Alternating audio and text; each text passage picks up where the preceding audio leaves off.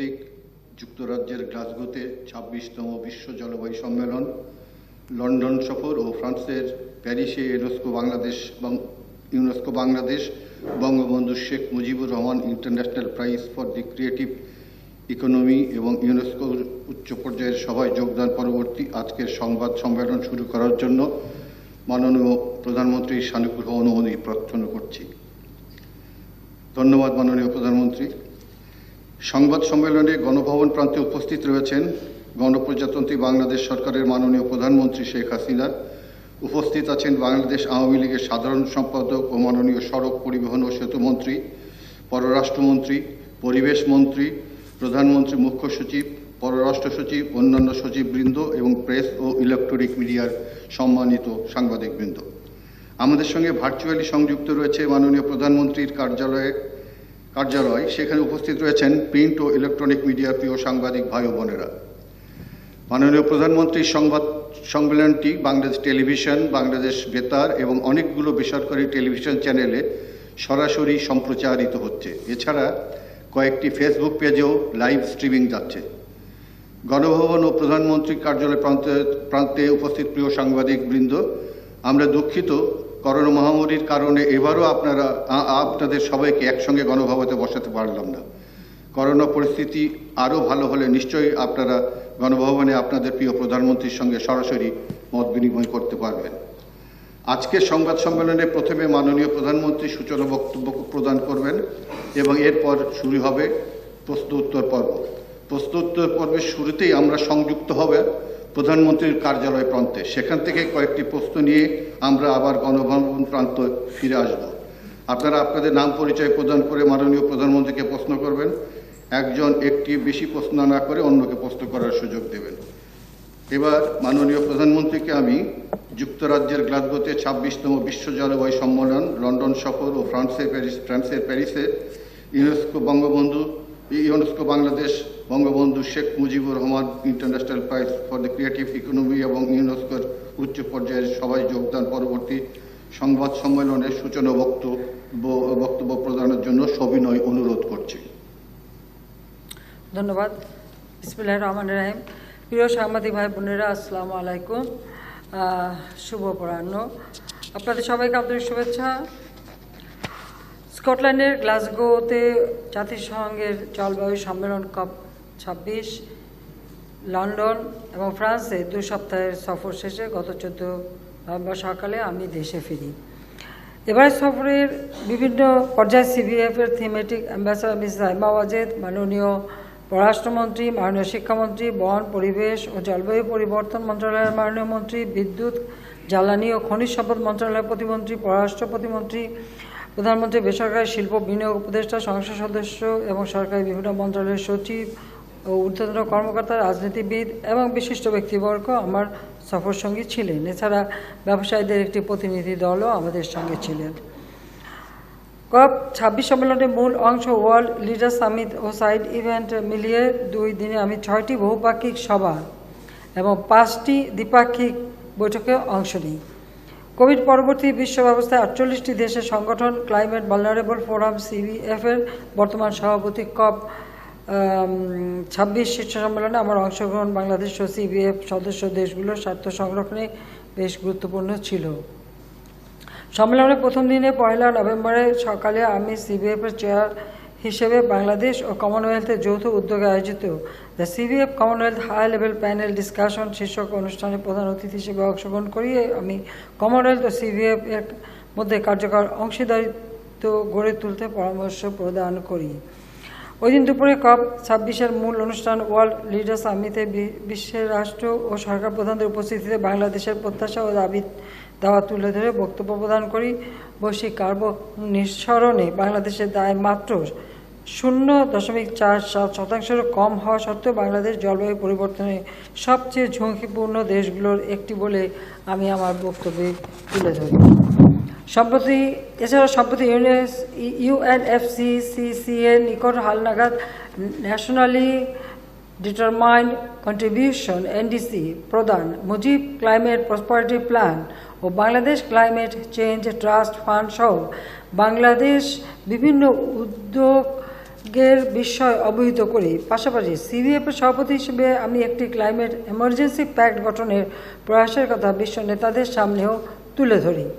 আমার বক্তব্যে আমি বিশ্ব নেতৃত্বকে একসঙ্গে কাজ করার আহ্বান জানিয়ে 5 দফা প্রস্তাব উত্থাপন করি। এগুলো হচ্ছে প্রধান কার্বন নির্গমনকারী দেশসমূহকে উচ্চাভিলাষী এনডিসি প্রণয়ন, উন্নত দেশগুলোকে জলবায়ু পরিবর্তন মোকাবেলায় অভিযোজন ও প্রশমনের জন্য 50-50 অর্থাৎ 50-50 অনুপাতে বছরে $100 বিলিয়ন প্রতিশ্রুতি অর্থায়ন নিশ্চিত করা, পরিবেশ বান্ধব উন্নত প্রযুক্তিতে ঝুঁকিপূর্ণ দেশগুলোর প্রবেশাধিকার নিশ্চিত করা, লস অ্যান্ড ড্যামেজ সহ জলবায়ু পরিবর্তনের কারণে সৃষ্ট উদ্বাস্তু সমস্যার সমাধানে একযোগে কাজ করা এবং ভবিষ্যৎ প্রজন্মের জন্য একটি বাসযোগ্য পৃথিবী গড়ে তোলা। শীর্ষ সম্মেলনের পরে যুক্তরাজ্যের মাননীয় প্রধানমন্ত্রী বরিস জনসনের আমন্ত্রণে আমি action and solidarity the critical decade শীর্ষক গোলটেবিল বৈঠকে অংশগ্রহণ করি।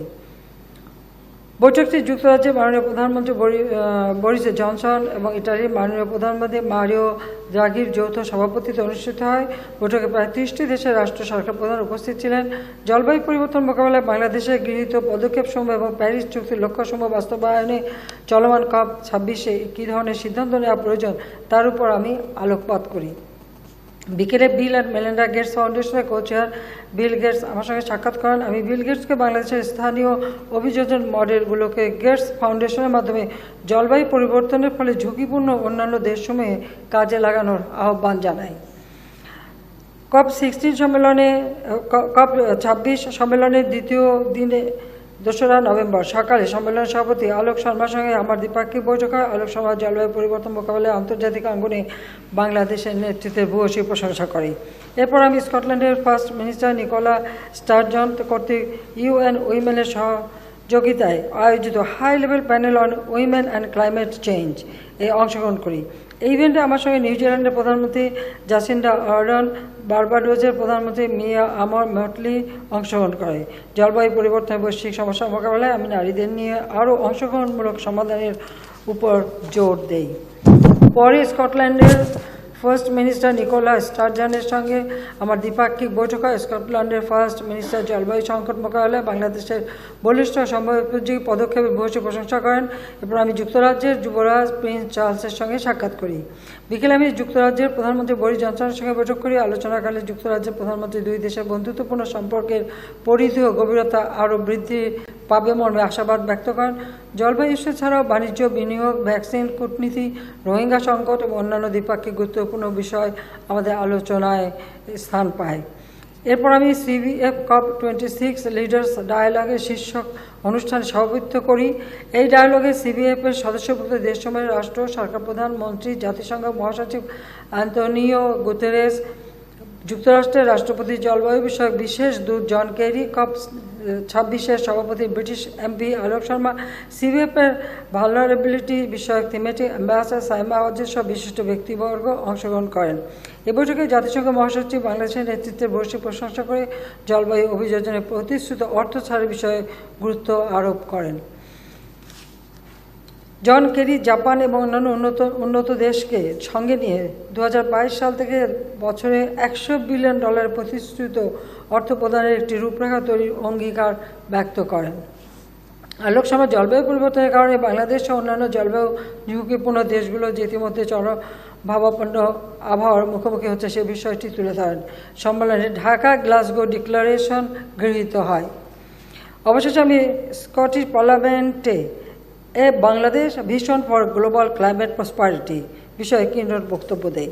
এছাড়া আমি সম্মেলনে স্থলে স্থাপিত বাংলাদেশ প্যাভিলিয়ন পরিদর্শন করি।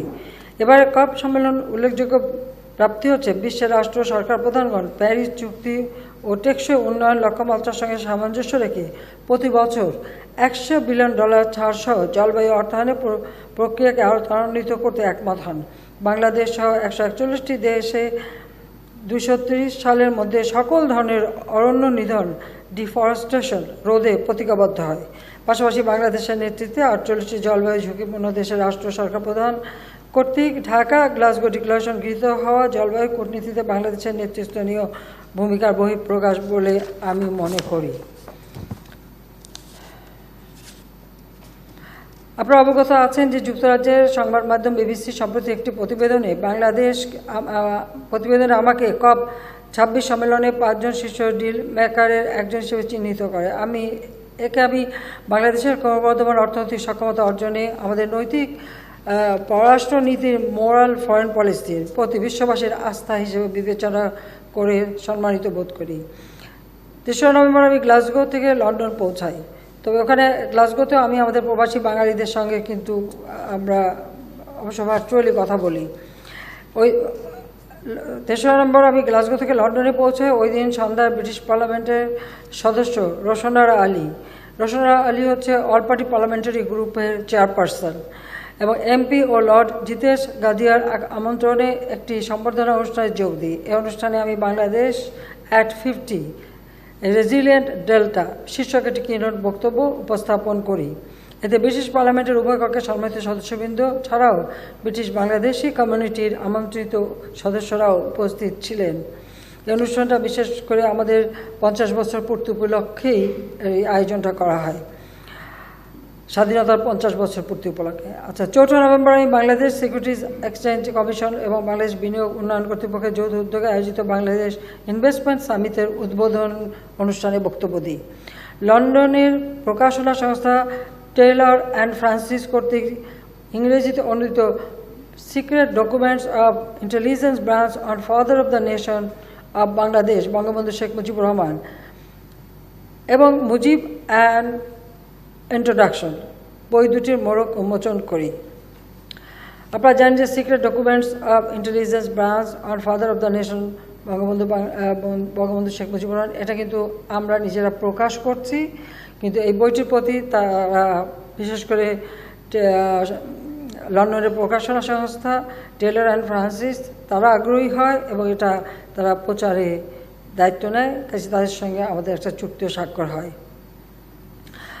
এছাড়াও বঙ্গবন্ধু সেন্টেনারি কালেকশন শীর্ষক চিত্রকর্ম প্রদর্শনী উদ্বোধন করি। লন্ডনস্থ বাংলাদেশ হাই কমিশনের চ্যান্সেলর ভবনের সম্প্রসারিত অংশ ও এতে স্থাপিত বঙ্গবন্ধু লাউঞ্জের উদ্বোধন করি। 9 নভেম্বর আমি লন্ডন থেকে প্যারিস পৌঁছালে প্যারিস শার্ল দ্য গল বিমানবন্দরে আমাকে লালগালিচে সম্বর্ধনা দেওয়া হয়। ফরাসি রিপাবলিকান গার্ডের একটি চৌকস সেনাদল স্ট্যাটিক গার্ড অব অনার প্রদান করে। বিমানবন্দর থেকে আমি সরাসরি প্রেসিডেন্ট ম্যাক্রোয়ের সরকারি বাসভবন এলিজে প্রাসাদে যাই। এলিজে প্রাসাদে আমি প্রেসিডেন্ট এমানুয়েল ম্যাক্রোয়ের সঙ্গে আমাদের বৈঠক হয়। এ বৈঠকে বাংলাদেশ ও ফ্রান্সের দ্বিপাক্ষিক সম্পর্কের উন্নয়ন, দুই দেশের মধ্যে কূটনৈতিক সম্পর্কের সুবর্ণ জয়ন্তী উদযাপন, রোহিঙ্গা সমস্যা সহ নানা আন্তর্জাতিক আঞ্চলিক বিষয় নিয়ে আমরা আলোচনা করি। বাংলাদেশ ও ফ্রান্সের মধ্যে নিয়মিত কূটনৈতিক সংলাপে শুরু করার জন্য আমি প্রেসিডেন্ট ম্যাক্রোকে প্রস্তাব করি। তিনি তা সাদরে গ্রহণ করেন। প্রেসিডেন্ট ম্যাক্রো প্রতিরক্ষা ও অর্থনীতি সহ অন্যান্য খাতে দুই দেশের কার্যক্রম বাড়ানোর ব্যাপারে এবং আঞ্চলিক শান্তি ও স্থিতিশীলতা বজায় রাখতে একযোগে কাজ করার ব্যাপারে একমত পোষণ করেন। একই দিনে ফরাসি সরকারের উচ্চপদস্থ কর্মকর্তাদের উপস্থিতিতে আমাকে রাষ্ট্রীয়ভাবে গার্ড অব অনার প্রদান করা হয়। পরে ফরাসি প্রধানমন্ত্রী সহ সরকারি বাসভবন বা তিনিও তার সঙ্গে এক দ্বিপাক্ষিক বৈঠক করি। প্যারিস সফরকালে আমার ফ্রান্সের ন্যাশনাল অ্যাসেম্বলির সভাপতি রিচার্ড ফেরো এর একটি বৈঠক অনুষ্ঠিত হয়। বাংলাদেশ ফ্রান্সের কূটনৈতিক সম্পর্ক স্থাপনের সুবর্ণ জয়ন্তী উদযাপন অনুষ্ঠানে ফ্রান্সের একটি সংসদীয় প্রতিনিধি দলকে এই সময় আমি বাংলাদেশ সফরে আমন্ত্রণ জানাই। পরে ফ্রান্সের আইনসভা সিনেট পরিদর্শন করি। বাংলাদেশের উন্নয়ন অগ্রযাত্রা, আমাদের সরকারের ভূমিকা ও আমার নেতৃত্বে ভূয়সী প্রশংসা করে সিনেট অধিবেশনের সভাপতি একটি মানপত্র পাঠ করেন। সফরের দ্বিতীয় দিনে এয়ারবাসের প্রধান নির্বাহী কর্মকর্তা, ডাসল্ট এভিয়েশন সভাপতি এবং বহুজাতিক কোম্পানি থ্যালেসের সভাপতি আমার সঙ্গে সাক্ষাৎ করেন। এসব বাংলাদেশের জন্য এয়ারবাস থেকে কার্গো বিমান ক্রয়, অ্যারোনটিক্যাল প্রযুক্তি বিনিময় সম্ভাব্যতা নিয়ে আলোচনা হয়। এছাড়াও লালমনিরহাটে এভিয়েশন ও এয়ারোস্পেস বিশ্ববিদ্যালয়ের গবেষণায় ডাসল্ট এভিয়েশনের এভিয়েশন প্রযুক্তি কাজে লাগানোর প্রস্তাব এবং থ্যালেসের সহায়তা বাংলাদেশের দ্বিতীয় স্যাটেলাইট উৎক্ষেপণ ও ভিসা চালু বিষয় নিয়েও আলোচনা হয়। ফ্রান্সের ব্যবসায়ীদের মধ্যে অন্যতম সংগঠন movement of the enterprise of France MEDEF এর একটি প্রতিনিধি দলের সঙ্গে আমি বৈঠক করি। আমি তাদের বাংলাদেশে বিনিয়োগ বৃদ্ধির আহ্বান জানাই। উপস্থিত সাংবাদিকবৃন্দ, 11 নভেম্বর আমি প্রেসিডেন্ট ম্যাক্রোর আমন্ত্রণে প্যারিস পিস ফোরামের উদ্বোধন অনুষ্ঠানে যোগদান করি। আমি আমার বক্তব্যে ক্ষুধা দারিদ্র্যমুক্ত একটি শান্তিপূর্ণ বাংলাদেশ প্রতিষ্ঠায় জাতির পিতা বঙ্গবন্ধু শেখ মুজিবুর রহমান যে স্বপ্ন দেখেছিলেন তা তুলে ধরি। এই অনুষ্ঠানে আপনারা জানেন যে ইউএসের ভাইস প্রেসিডেন্ট কমলা হ্যারিস এবং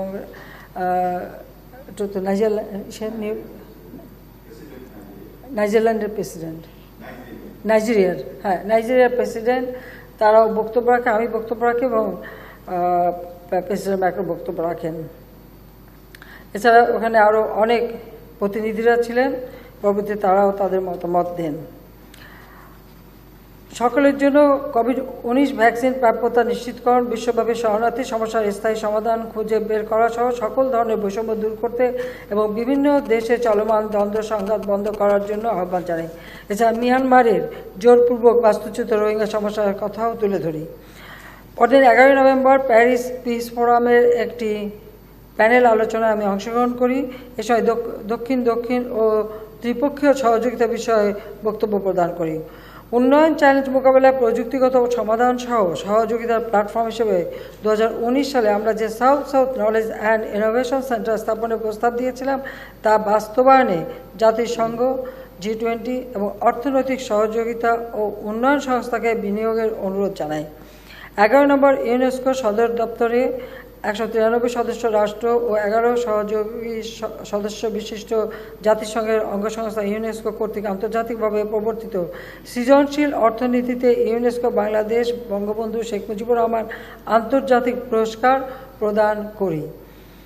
উগান্ডার বেসরকারি সংস্থা মোটিভ ক্রিয়েশনস লিমিটেড এই পুরস্কার অর্জন করে।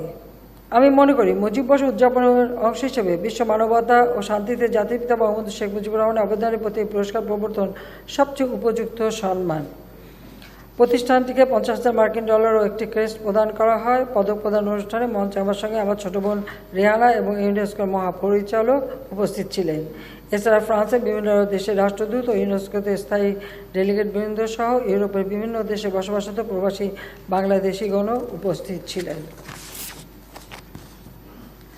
11 নভেম্বর ইউনেস্কোর 41তম সাধারণ অধিবেশনে প্রথমবারের মতো আমি অংশগ্রহণ করি। আমার বক্তব্যে আমি শিক্ষাকে মৌলিক মানবাধিকার এবং মানব সমাজের উন্নয়নের মূল ভিত্তি হিসেবে উল্লেখ করে শিক্ষা ক্ষেত্রে বাংলাদেশ সরকার গৃহীত নানা যুগান্তকারী উদ্যোগের কথাও তুলে ধরি।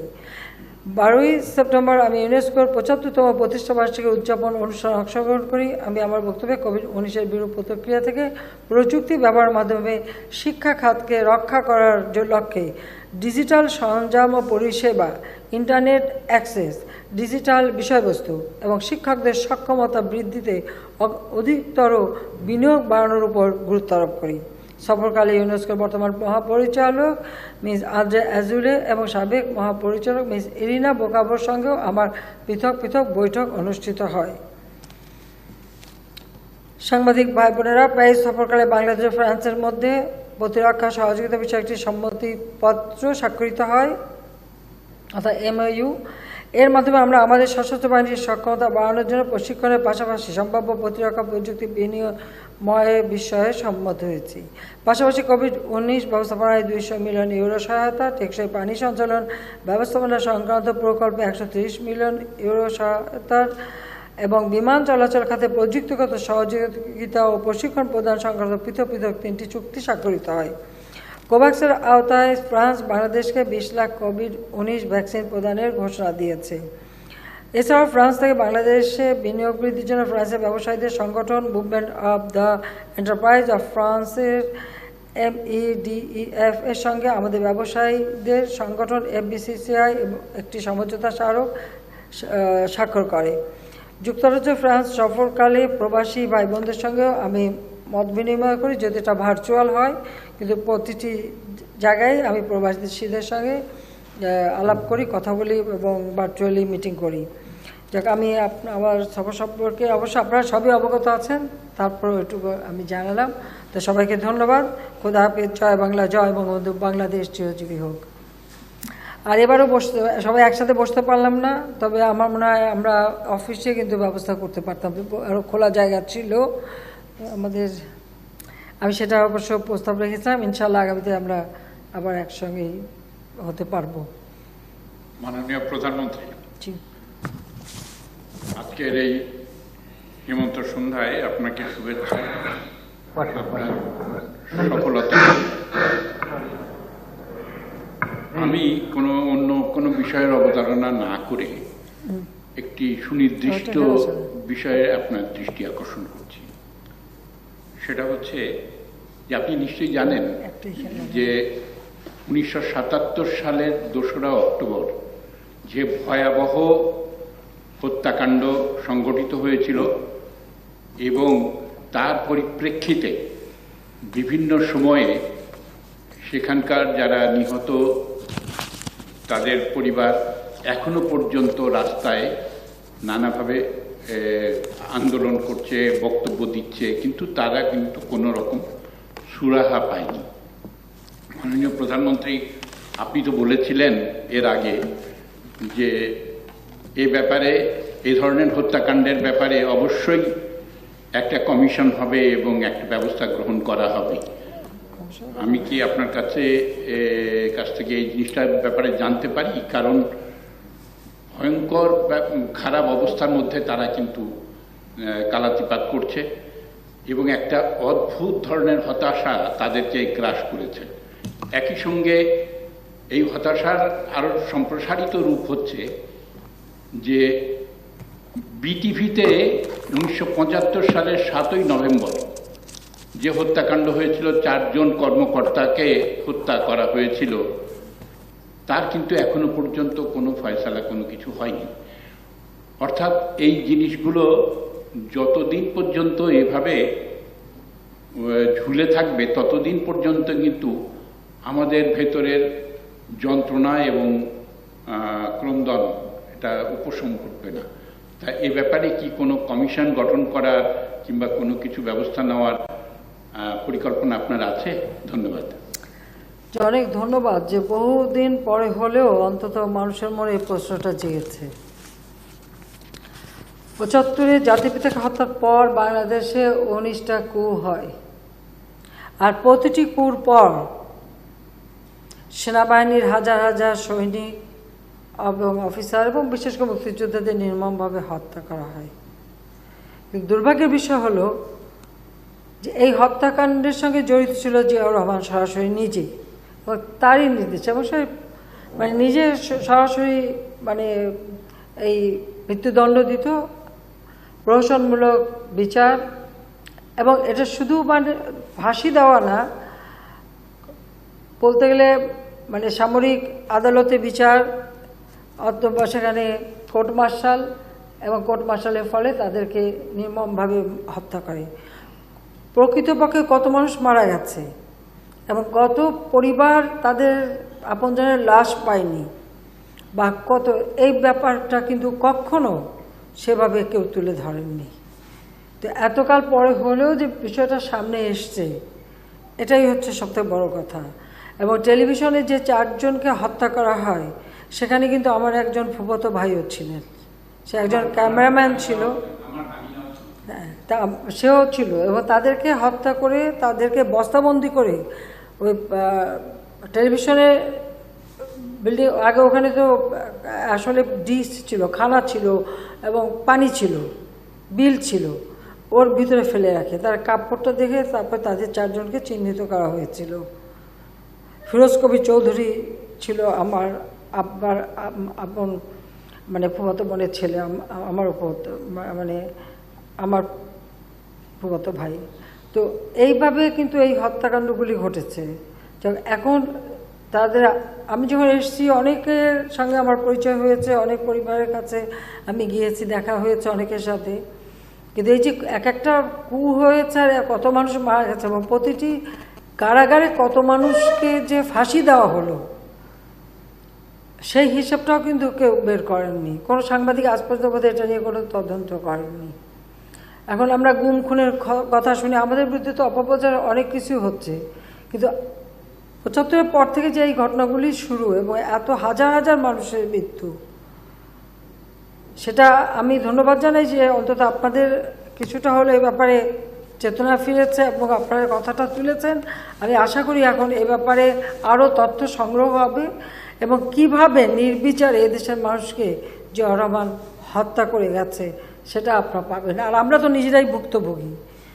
আমি একজন নাগরিক হিসেবে আমার বাবা মা ভাইয়ের হত্যার বিচার আমি পাইনি এবং আমি মামলা করতে পারিনি। আমার মামলা করার অধিকারটুকু ছিল না। 81 সালে ফিরে আসার পর আমাকে অপেক্ষা করতে হয়েছে। যখন আমি ক্ষমতায় আসতে পেরেছি তখনই সেই ইনডেমনিটি অর্ডিন্যান্স বাতিল করে তারপরে সেই মামলা করতে সক্ষম হয়েছি। তার আগে কিন্তু মামলাও করতে দেওয়া হয়নি। আমার যে একটা নাগরিক অধিকার, আমি এবং 15 আগস্টে যারা আমরা আপনজন হারিয়েছি, আমাদের কোনো পরিবারের কোনো সদস্যের সেই অধিকারটুকু ছিল না যে আমরা একটা মামলা করি বা বিচার করি, বিচার চাই। বিচার চাওয়ার অধিকারটুকু ছিল না। এটা হলো বাস্তবতা। তো যাও, আপনি এটা বলছেন, আমরা এ ব্যাপারে অবশ্যই আমি মনে করি যে আমাদের সাংবাদিক বন্ধুদেরও এ ব্যাপারে উদ্যোগ নেওয়া উচিত। আর আপনি যখন বলছেন, আমি সরকারের পক্ষ থেকে অন্তত ফাঁসি কাদের দেওয়া হলো সেটা বিশেষ যেগুলি জেলখানায় ফাঁসি দেওয়া হয়েছে সেগুলি হয়তো তথ্য পাওয়া যাবে, কিন্তু ফায়ারিং স্কোয়াডে যাদেরকে মারা হয়েছে কোর্ট মার্শাল করে তাদের সবার খবর কিন্তু পাওয়া যাবে মুশকিল। মানে আমি জানি না পাওয়া যাবে কিনা, তবে আমরা এটা খবর নেব, খোঁজ নেব এবং এই ব্যাপারে আমরা দেখব।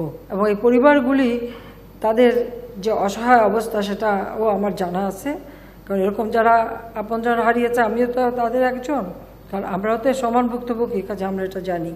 ধন্যবাদ। মাননীয় প্রধানমন্ত্রী, আমার নাম শাহজাহান সর্দার, আমি বাংলার জার্নালের সম্পাদক। আপনার বিশ্ব জলবায়ু সম্মেলন এবং ফ্রান্স সম্মেলনে আপনাকে আবর্তিত হয়ে যে কর্মকাণ্ড হয়েছে তা বাংলাদেশের গণমাধ্যমেও অত্যন্ত ভালোভাবে প্রকাশ হয়েছে, বিশ্ব গণমাধ্যমেও প্রকাশিত হয়েছে। আপনার উজ্জ্বল উপস্থিতি আমাদের দেশকে, জনগণকে গৌরবান্বিত করেছে, এই জন্য আমি আপনাকে ধন্যবাদ জানাই। আমি আপনার কাছে সাম্প্রতিক বিষয়ে একটি প্রশ্ন করতে চাই। সেটি হচ্ছে, আপনি যখন দেশের বাইরে ছিলেন তখন ডিজেলের দাম অনেক বেড়ে গেছে, বাড়ানো হয়েছে। ডিজেলের দাম বাড়ানোর সাথে সাথে কিছুক্ষণের মধ্যেই সারা বাংলাদেশে পরিবহন ধর্মঘট শুরু হয়, যে কারণে দেশের মানুষের, সাধারণ মানুষের অনেক কষ্ট ভোগ করতে হয়েছে। এই ডিজেলের দাম বাড়ানোর সাথে সাথে পরবর্তীকালে বাসের দামও বাড়া হয়েছে, লঞ্চের ভাড়া বাড়ানো হয়েছে, সমস্ত কিছু বাড়ানো হয়েছে এবং জিনিসপত্রের দামও অনেক বৃদ্ধি পেয়েছে। আমরা জানতে পেরেছি যে বিদ্যুতের দামও নাকি দফা বৃদ্ধি করা হবে। তো এই অবস্থায় আপনার জনগণের বিষয়টি আপনি সবসময় চিন্তা আসে, বিশেষ করে কৃষকের বিষয়টি। ডিজেলের দাম বৃদ্ধির কারণে কিন্তু কৃষকেরও আপনার অনেক কৃষক মারাত্মক প্রভাব পড়েছে। তা আপনি এই বিষয়টি একটু মিনিমাইজের বা রাষ্ট্রীয়ভাবে সাপোর্ট দিয়ে কৃষকের উপর থেকে বা জনগণের উপর থেকে এটা প্রত্যাহার করার কোনো চিন্তা ভাবনা আপনার আছে কিনা আমি বিষয়টি জানতে চাই। দেখুন, জনগণের প্রতি আমাদের যে দায়িত্ববোধ সে সম্পর্কে আমরা সবসময় সচেতন, এবং এই করোনাকালীন সময়ে আমরা কিন্তু একবারে গ্রাম পর্যায় পর্যন্ত কৃষক, শ্রমিক থেকে শুরু করে সাধারণ সকলে, শিক্ষক, মসজিদের ইমাম মুয়াজ্জিন থেকে শুরু করে কোনো শ্রেণী পেশার মানুষ নাই যাদেরকে আমরা নগদ অর্থ দিয়ে সহায়তা না করেছি, একবার না বারবার। জিনিসপত্রের দাম যাতে নিয়ন্ত্রণে থাকে বা ইনফ্লেশন রেটটা যাতে নিয়ন্ত্রণে, তার ব্যবস্থাও আমরা নিয়েছি এবং উৎপাদন বাড়াবার সব রকম ব্যবস্থা আমরা নিয়েছি। এখন প্রশ্ন হচ্ছে যে আজকে সারা বিশ্ব বাজারে যখন তেলের দাম বেড়ে গেছে, আমাদেরকে তো তেল কিনে আনতে হয়। আপনারা কি বলতে পারেন যে আমরা কত টাকা ভর্তুকি দিই বছরে? একজন সাংবাদিকও বলতে পারেন কিনা বলেন তো, কত টাকা বলেন? 19,000 কোটি টাকা। 23,000 কোটি টাকা। আমি এটা হলো শুধুমাত্র ডিজেলের ক্ষেত্রে। আমি এগ্রিকালচারটা বাদ দিয়ে 9,000 কোটি টাকা বাদ দিয়ে আমি বলেছি। হ্যাঁ, ঠিকই বলছেন আপনি, ধন্যবাদ। 23,000 কোটি টাকা শুধু ডিজেলে এবং বিদ্যুৎ এবং আনুষঙ্গিক সব কিছু মিলিয়ে 53,000 কোটি টাকা আমরা ভর্তুকি দিয়ে থাকি। বিদ্যুৎ কৃষক কিন্তু তাদেরকে কিন্তু আমরা বিদ্যুতে বিশেষ ছাড় দিয়ে থাকি, এবং সারের দাম থেকে শুরু করে সবই কিন্তু আমরা দাম কমিয়েছি। যে সার 90 টাকা ছিল তা মাত্র 15-16 টাকা এখন কৃষকের হাতে আমরা পৌঁছে দিচ্ছি। প্রতিটি ক্ষেত্রে কিন্তু আমরা তাদেরকে সব রকম সহায়তা দিচ্ছি। উপকরণ কার্ড দিয়ে দিয়েছি, যার মাধ্যমে ভর্তুকি যায়। এই ভর্তুকি টাকা সরাসরি কৃষকের হাতে পৌঁছায়। 10 টাকায় কৃষক ব্যাংক অ্যাকাউন্ট খুলতে পারে, তাদের টাকা এদিক ওদিক হবে না, সম্পূর্ণ টাকাটা তাদের হাতে পৌঁছে যায়। তাতে তাদেরও একটা সাশ্রয় হয়, যেহেতু তারা কার্ড পাচ্ছে এবং সরাসরি তাদের কাছে টাকা চলে যাচ্ছে, তাদের যেটুকু প্রয়োজন তারা ক্রয় করে বাকি টাকাটা সাশ্রয় হয়। কাজেই সেদিক থেকে সর্বক্ষেত্রে আমরা কিন্তু সব রকম ব্যবস্থা নিচ্ছি। এখন প্রশ্নটা হচ্ছে যে ডিজেলের দাম যখন বেড়ে গেছে এবং সাথে সাথে আমাদের প্রতিবেশী দেশেও বেড়ে গেছে, আর যত বেশি একটা গ্যাপ থাকবে তা আমরা সেটা পূরণ করবো কি দিয়ে, কোথা থেকে? ইতিমধ্যে এত টাকা আমরা ভর্তুকি দিই, তাহলে আরও কত টাকা ভর্তুকি আমরা দিতে পারবো? এরপর আপনি জানেন যে এবার করোনার সময় আমরা আমাদের ব্যবসা প্রতিষ্ঠান থেকে শুরু করে সকলের জন্য বিশেষ প্রণোদনা দিয়েছি। সেখানে এমনকি সুদের হার আমরা কমিয়ে অর্ধেক তারা দেবে আর অর্ধেক সরকারের পক্ষ থেকে দিয়ে আমাদের প্রত্যেকটা ব্যবসা বাণিজ্য, গার্মেন্টস শিল্প থেকে শুরু করে সব কিছু যেন চালু থাকে তার ব্যবস্থা যেমন আমরা নিয়েছি। শ্রমিকরা বেতনটা যাতে পায় তার জন্য আমরা এই বিশেষ প্রণোদনা দিয়েছি। আমাদের উপায়টা কি, উপার্জনটা কি, আর আমাদের নিজস্ব কি সম্পদ আছে? অনেক উন্নত দেশ আপনি যান, সেখানে এখন খাদ্যের জন্য হাহাকার। সুপার মার্কেটে মানুষ বাজারে যায়, সুপার মার্কেট খালি, জিনিস নাই। এটা আমি একবার স্বয়ং লন্ডনে কথা বলছি। কিন্তু আমাদের দেশে কিন্তু সেই হাহাকারটা আপনারা দেখেননি, সেই হাহাকারটা কিন্তু নাই। কাজে আপনাদের এটাও বিবেচনা করতে হবে যে একটা সরকারের পক্ষ থেকে, তারপর হচ্ছে আমাদের সবাই তো টাকা উপার্জন করে, ট্যাক্স কতজন দেয়? কারো বাড়ি গাড়ি বা সম্পদ বা চাল চলন কোনো দিকে কিন্তু কোনো কমতি নাই, কিন্তু সেই তুলনায় কতজন সত্যিকারভাবে ট্যাক্স পে করে? সেদিক থেকে সংখ্যা কিন্তু খুবই কম। ট্যাক্সটা ফাঁকি দেওয়ার দিকেই সবাই নজর, এবং সেটাই হলো বাস্তবতা। তাহলে সরকারের টাকাটা আসবে কোত্থেকে? তাহলে কি দেউলিয়া হয়ে যেতে হবে? একটা বিষয় হচ্ছে আজকে বিদ্যুতের জন্য একসময় হাহাকার ছিল, আজকে তো বিদ্যুৎ সবার ঘরে ঘরে পৌঁছে দিচ্ছি, কিন্তু সেই বিদ্যুতেও তো আমাদের ভর্তুকি দিতে হচ্ছে। আমাদের উৎপাদন খরচ তো আমরা তুলতে পারছি না। গ্যাসের সমস্যা একসময় বললো গ্যাসে দেশ ভাসে, গ্যাস বিক্রি করতে হবে। আপনারা জানেন ভালো করে 2001 সালে গ্যাস বিক্রির প্রস্তাব আসলো, আমি রাজি হইনি। কারণ এই দেশ আমার দেশ, আমার নিজের দেশ, আমার বাবা এই দেশ স্বাধীন করেছে। এই দেশের মাটি, মানুষ, এই দেশের সব কিছু আমার জানা আছে। আমি তখনই বলেছিলাম যে যারা আজকে বলছে গ্যাস ভাসে, আমি এটা বিশ্বাস করি না, আমাকে সার্ভে করে এটা প্রমাণ দিতে হবে। কিন্তু সেই সার্ভে একবারই করেছিল আমেরিকা, আর কেউ আর দ্বিতীয়বার করেনি। যখনই করেনি তখনই আমার সন্দেহ হচ্ছে যে ব্যাপারটা কী। কিন্তু তারপরেও আমার উপর প্রেশার যে গ্যাস বেচতে হবে, আর গ্যাস বাংলাদেশের বেচবে আমেরিকান কোম্পানি কিনবে ভারত, আমি রাজি হইনি। ফলাফল আমি 2001-এ ক্ষমতা আসতে পারিনি। তার বলে আমার কোনো আফসোস নাই এই জন্য যে দেশের সম্পদ বেচে দিয়ে ক্ষমতা আসতে হবে, ওই রাজনীতি আমি করি না, একটা নীতি দিয়ে করি। তো সেই গ্যাসের যখন সমস্যা দেখা দিল, আমরা এলএনজি আমদানি করছি। এই এলএনজি আমদানি করতে তার পাইপলাইন করা, সেটাকে মানে সব জায়গায় পৌঁছে দেওয়া, সেখানে এলএনজির জন্য যে মানে স্টেশন তৈরি সব কিছু করতে যে আমার কত খরচ পড়ে, পালিটে আমার 60 টাকার মতো খরচ পড়ে। সেটা মাত্র 9 টাকায় আমরা এলএনজি সাপ্লাই দিচ্ছি, যাতে আমার ইন্ডাস্ট্রিগুলি চলতে থাকে ভালোভাবে। সেখানে আমাদের বিরাট ভর্তুকি দিচ্ছি আমরা। এই বাস্তবতাটা তো সবাইকে বুঝতে হবে। হ্যাঁ, আমাদের বিরোধী দল কিছু থাকবে, আর কিছু তো আছেই, তারা তো বলবেন মানুষের কষ্ট যাতে না হয়, মানুষের যাতে খাদ্যের কষ্ট না হয়, সে বিষয়টা আমাদের বিশেষভাবে নজর আছে। আমরা তো বিনা পয়সায় খাদ্য দিচ্ছি, বিনা পয়সায় মানুষকে সাহায্য করে যাচ্ছি। দীর্ঘদিন করোনার কারণে বাস, লঞ্চ এগুলি চলাচল করতে পারেনি।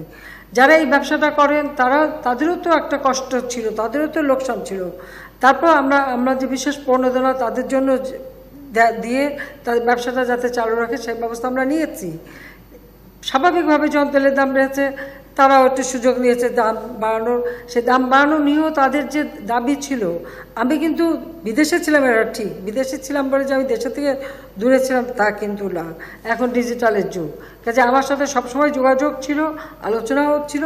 কাজে তারপর তাদের সাথে অনেক বৈঠক করে আলোচনা করে একটা সমঝোতায় আমরা নিয়ে আসা হয়েছে, দাম কমানো হয়েছে, বাসের ভাড়াটা একটা যৌক্তিক পর্যায়ে নিয়ে আসা হয়েছে। যে বিষয়গুলি আমরা করে যাচ্ছি।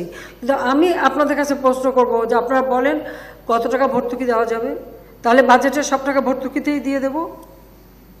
এর পরবর্তীতে কিন্তু আর উন্নয়ন হবে না দেশে, এটাও দেখতে হবে।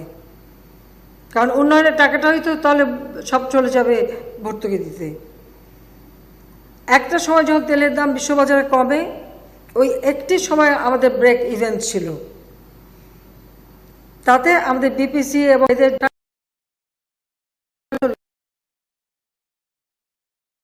এই টাকাটা নিয়ে আসি এবং তেলটা ক্রয় করি, কিছু টাকা আমরা পরিশোধ করতে তখন পেরেছিলাম।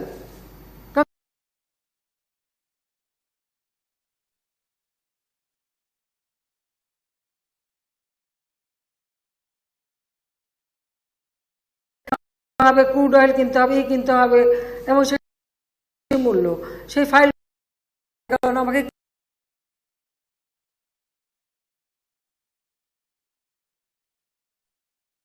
বিরাট যে ভর্তি দিচ্ছি, এটা সামঞ্জস্য কিভাবে করব, এটা যদি আমাদের বুদ্ধিজীবীরা বা আপনারা সাংবাদিকরা একটু পরামর্শ দেন, তাহলে আপনার যেভাবে করে দেবো, আমার কোনো আপত্তি নাই। কিন্তু এই বিষয়টা একটু আপনাদের বিবেচনা করতে হবে।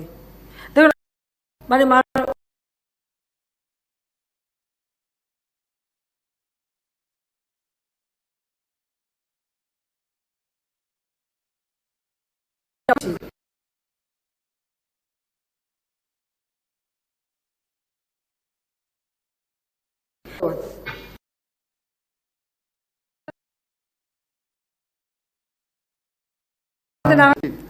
আমি যে প্রশ্নটি করতে চাই সেটি হচ্ছে সাম্প্রতিক ইউনিয়ন পরিষদ নির্বাচন নিয়ে। আপনি জানেন যে গত 11 তারিখে দ্বিতীয় দফায় নির্বাচন হয়েছিল ইউনিয়ন পরিষদের, এবং সেই নির্বাচনী সহিংসতায় নির্বাচনের দিন থেকে শুরু করে আগে পরে এখন পর্যন্ত কমপক্ষে 46 জন মানুষের প্রাণহানি ঘটেছে, যেটি খুবই দুঃখজনক। আপনার দলের সাধারণ সম্পাদক সেটি নিয়ে দুঃখ প্রকাশ করেছেন, এবং একজন মন্ত্রী বলেছেন যে নির্বাচনের সময় এরকম একটু ঝগড়াঝাটি হয়েই থাকে। আরেকজন মন্ত্রী বলেছেন যে স্বরাষ্ট্রমন্ত্রী একার পক্ষে এই আইন শৃঙ্খলা রক্ষা দেখা সম্ভব নয়, ওইখানে একজন প্রতিমন্ত্রী দরকার। এরকম নানাজন নানা কথা বলছেন। আর গ্রাম পর্যায়ে আমরা যেটি সাংবাদিক হিসাবে লক্ষ্য করেছি যে আপনার তৃণমূলের আওয়ামী লীগের নেতাকর্মীরাও মনে করে যে দলীয় প্রতীকে নির্বাচন হওয়ার কারণে সহিংসতা বেড়ে গেছে, নির্বাচন পর্যবেক্ষকদেরও সেরকম মত।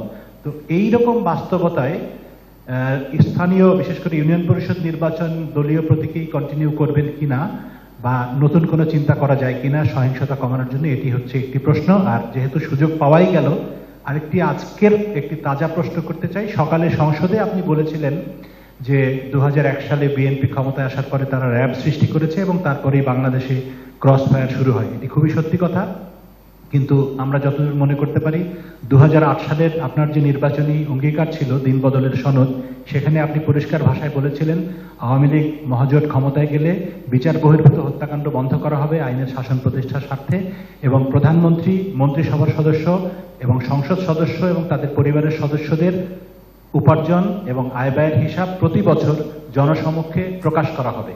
তো ওই সনদের অনেক কিছুই বাস্তবায়িত হয়েছে, কিন্তু এই জায়গাটিতে আমরা কোনো অগ্রগতি দেখিনি। যদি দয়া করে উত্তর দেন কৃতজ্ঞ থাকবো। ধন্যবাদ মাননীয় প্রধানমন্ত্রী। ধন্যবাদ। আপনার প্রশ্নের শেষের থেকেই আসি। আয় ব্যয়ের হিসাব কিন্তু প্রতিবার একেবারে নির্বাচন কমিশনের কাছে প্রত্যেকটা সংসদ সদস্যকে দিতে হয়, এবং সেটা কিন্তু দেয়া হচ্ছে। যেহেতু এক জায়গায় দেওয়া হচ্ছে এবং সেটা কিন্তু প্রকাশ হচ্ছে এবং আপনারাও জানতে পারছেন, আপনারা লিখছেনও, কাজে এখানে কোনো ঘাটতি নাই। আয় ব্যয়ের হিসাব দেওয়া হবে যেটা বলা হয়েছিল সেটা কিন্তু আমরা রক্ষা করছি। দ্বিতীয়টা আসেন র্যাব সৃষ্টি, হ্যাঁ এটা তো বাস্তব কথা। বিএনপি 2001-এ যখন 2001-এর 1 অক্টোবরের নির্বাচনের কথা একটু স্মরণ করেন তো, কত মানুষ তখন হত্যা হয়েছিল, কত মেয়ে রেপ হয়েছিল, কত মানুষের হাত কাটা, চোখ তুলে নেওয়া, ঘর বাড়ি দখল, কীরকম সহিংসতা হয়েছিল, আশা করি সে কথাটা ভুলে যাননি। অবশ্য বাঙালি ভুলে যায় খুব তাড়াতাড়ি, 6 ঋতুর দেশ, 2 মাস পর ঋতু বদলালেই তো সব আপনারা ভুলে যান। বাংলাদেশের ইতিহাসে নির্বাচনের সহিংসতা কোন নির্বাচনে কবে না হয়েছে সেটা হলো বাস্তব। তবে এটা ঠিক যে এবারে ইউনিয়ন পরিষদ নির্বাচনে সবসময় এর আগেও হয়েছে, এখন হচ্ছে, কিন্তু সেটা হোক, আমরা সেটা চাই না। কারণ এই যে মানে একটা হানাহানি, প্রাণ হারা হবে মানুষ ভোট দিতে, এটা আমরা কখনো আমাদের কাছে গ্রহণযোগ্য না। কিন্তু মুশকিল হচ্ছে এখানে, হ্যাঁ আমরা শুধু চেয়ারম্যানের পদে আমরা প্রতীক দিচ্ছি, কিন্তু সেখানে মেম্বারদেরও ইলেকশন হয়, সেখানে কোনো প্রতীক থাকে না। কিন্তু আপনারা যদি ঘটনাগুলি দেখেন, এই মেম্বারদের মধ্যেও গোলমাল, তাদের মধ্যে মারামারি কাটাকাটি। শুধু যে চেয়ারম্যান প্রতীক দিচ্ছি দেখে সেখানে সংঘাত হচ্ছে তা কিন্তু না। আবার তৃণমূলে এটাও হচ্ছে, হয়তো নমিনেশন একজনকে দেওয়া হচ্ছে, আরও অনেকের আকাঙ্ক্ষা থাকে, তারা যায়, এবং ইলেকশন তো সবাই করছে। আমরা যেমন আওয়ামী লীগের নামে করছি, বিএনপির নাম ছাড়া করছে, অন্যান্য দলও করছে না তা কিন্তু না, কারণ তার সিদ্ধান্ত নিয়েছে তারা দল নিয়ে করবে না। তো সেখানে এই যে হানাহানি মারামারিটা ঠিক কোথায় কোথায় কাদের মধ্যে হচ্ছে সেটা আপনারা দেখেন। আমার দলের ভিতরে যেগুলি হবে আমরা অবশ্যই সেগুলি ব্যবস্থা নেব। শুধু ব্যবস্থা না, আমরা যাদের নমিনেশন দিয়েছি তার বাইরে যারা নির্বাচন করেছে বা যতই ভালো ক্যান্ডিডেট হোক, আমরা কিন্তু বিদ্রোহীদের নমিনেশন দেইনি। আর এবারেও আমরা দেখছি যে বিদ্রোহী হয়েছে, এত বড় একটা দল হবে, কিন্তু আমার দলের কোনো নেতৃত্ব, সেটা ইউনিয়ন পর্যায়ে হোক, ওয়ার্ড পর্যায়ে হোক, উপজেলা পর্যায়ে হোক, জেলা পর্যায়ে হোক, যারাই দলের সিদ্ধান্তের বাইরে কাজ করেছে তাদের বিরুদ্ধে আমরা যথাযথ ব্যবস্থা নেব, সেটা আমরা ছাড়ব না। কিন্তু এর বাইরে যারা এই ধরনের হানাহানি করলো তাদের ব্যাপারে, কারণ তারা যেহেতু দলীয়ভাবে ইলেকশন করেনি দিকে তাদের দলের নামটা আসছে না, সেদিক থেকে তাদের চালাকিটা ভালোই, এটা আমি বলবো ভালো একটা চালাকি তারা করে নিয়েছে। ইলেকশনও করছে, আবার মারামারিও করছে, আবার উস্কায়ও দিচ্ছে, আবার আমাদের হয়তো বিদ্রোহীকে সমর্থন দিয়ে সেখানে আরও একটা মারামারি বাঁধিয়ে দিচ্ছে, এটা তো হচ্ছে। কাজে সেটাও তো আপনারা খোঁজ করেন যে এই হানাহানিগুলি কোথায় হচ্ছে। কিন্তু এটা ঠিক যে নির্বাচন নিয়ে কোনো রকম প্রাণহানি হোক, এটা আমরাও কখনো এটা চাই না, এটা হওয়া উচিত না। এবং এর জন্য যেখানে যেখানে এ ধরনের ঘটনা ঘটেছে সেখানে যথাযথ ব্যবস্থা অবশ্যই আমরা নিচ্ছি। এবং আমাদের যে নির্বাচনী প্রতিশ্রুতি সেটা কিন্তু আমরা রক্ষা করে যাচ্ছি। এবং আমরা তো বলছি যে বিচার বহির্ভূত হত্যা হবে না, সেটা হচ্ছে না। কিন্তু ঘটনাচক্রে কিছু কিছু ঘটনা যখন ঘটে যায় তখন সেটা সাথে সাথে কিন্তু সেটা তদন্ত হয়। এবং এ ধরনের যদি অন্যায়ভাবে কেউ কোনো ঘটনা ঘটছে, সেটা র্যাবই হোক, পুলিশই হোক, যেই হোক, তাদের বিরুদ্ধে কিন্তু ব্যবস্থা নেওয়া হচ্ছে এবং তাদের বিচারও হচ্ছে। যেহেতু এটা আমাদের কোনো নির্দেশ না বা বিচার বহির্ভূত হত্যা, তার এই ধরনের ঘটনা যখনই ঘটছে তার সঙ্গে যারা জড়িত থাকছে বা কিছু হচ্ছে, আমরা কিন্তু তাদের বিরুদ্ধে ব্যবস্থা নিচ্ছি। একেবারে টোটাল বন্ধ করে দেওয়া, এটা পৃথিবীর কোন দেশে না হচ্ছে? আপনি আমেরিকার দিকে তাকান তো, একটা বাচ্চা ছেলে পকেটে খালি হাত রাখলো, আপনি পুলিশ গুলি করে মারলো, আর একজনের পুলিশ গলা পাড়া দিয়ে মেরে ফেলে দিল। সেগুলো কি বিচার বহির্ভূত হত্যা না? লন্ডনে যে সেই দিনটা একজন এমপি তার অফিসে বসে আছে, সেখানে 45 বছর ধরে সে ওখানে এমপি, তার সেখানে ঢুকে ছুরি মেরে ফেলে দিল। ব্রিটেনের মতো জায়গায় স্বাভাবিকভাবে, এখানে আমার বোনের মেয়ে, সেও সংসদ সদস্য, সেও একজন এমপি। আমি খুবই চিন্তা পড়ে গেলাম, তাড়াতাড়ি ফোন করা, খোঁজ নেওয়া ওর কী অবস্থা, কেমন আছে।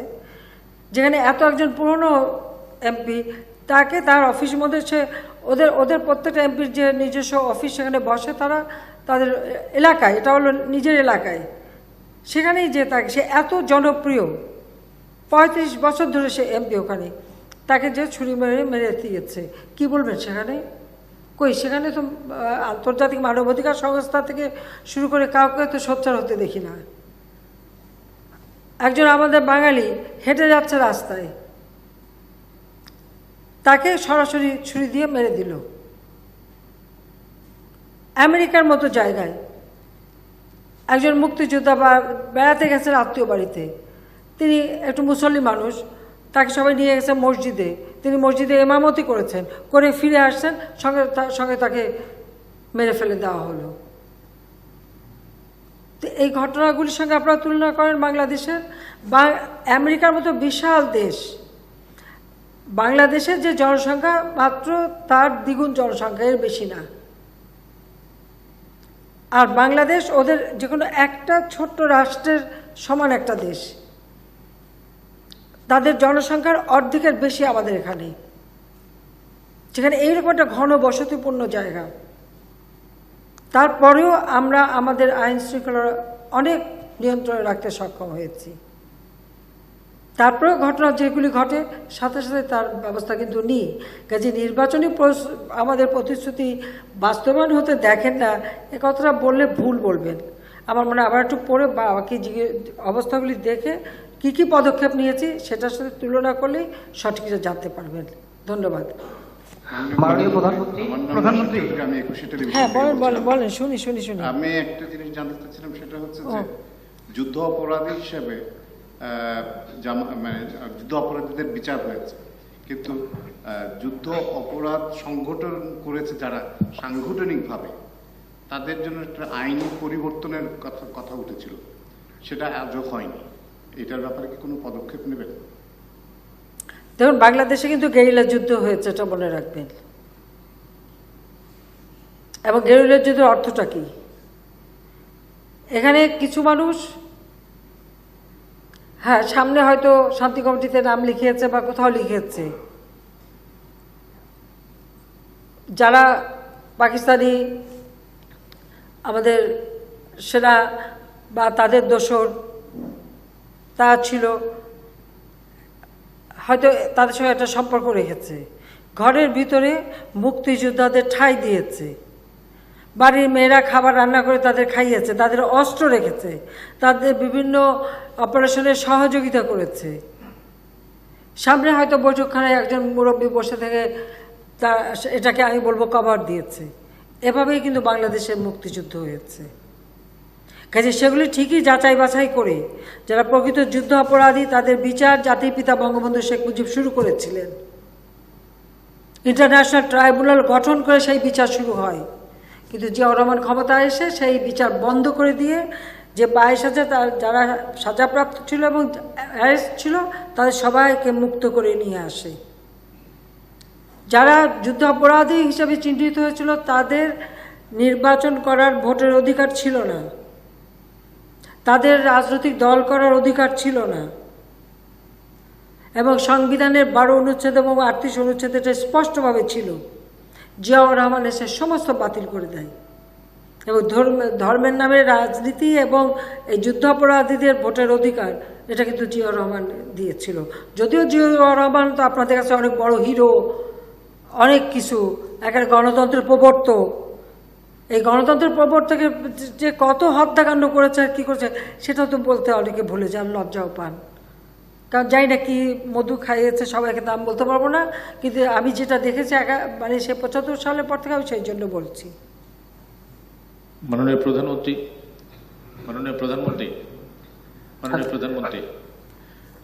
প্রথমে আপনাকে ধন্যবাদ জানাই। একান্ত খালেদা জিয়া গ্রেনেড মেরে নিয়ে নিচ্ছে, সেজন্য একটু মেশিন লাগা শুনতে হয়। আপনাকে ধন্যবাদ জানাই দুটি কারণে, যে জলবায়ু সম্মেলনে বিবিসির মতো সংবাদ সংস্থা আপনাকে one of the top dealer কি বলে ডিল মেকার হিসেবে চিহ্নিত করেছে। এটা আমাদের জন্য আমাদের গুরুত্বপূর্ণ অবস্থানটাকে প্রতিষ্ঠিত করে। আরেকটি হচ্ছে বঙ্গবন্ধুর জন্মশতবার্ষিকীতে আমরা দেশে অনেক কিছু করেছি, কিন্তু ইউনেস্কোর মধ্য দিয়ে বঙ্গবন্ধুর জন্মশতবার্ষিকীর এই যে বিশ্বময় বঙ্গবন্ধুকে ছড়িয়ে দেওয়ার যে উদ্যোগটি, এটিও একটি বড় উদ্যোগ।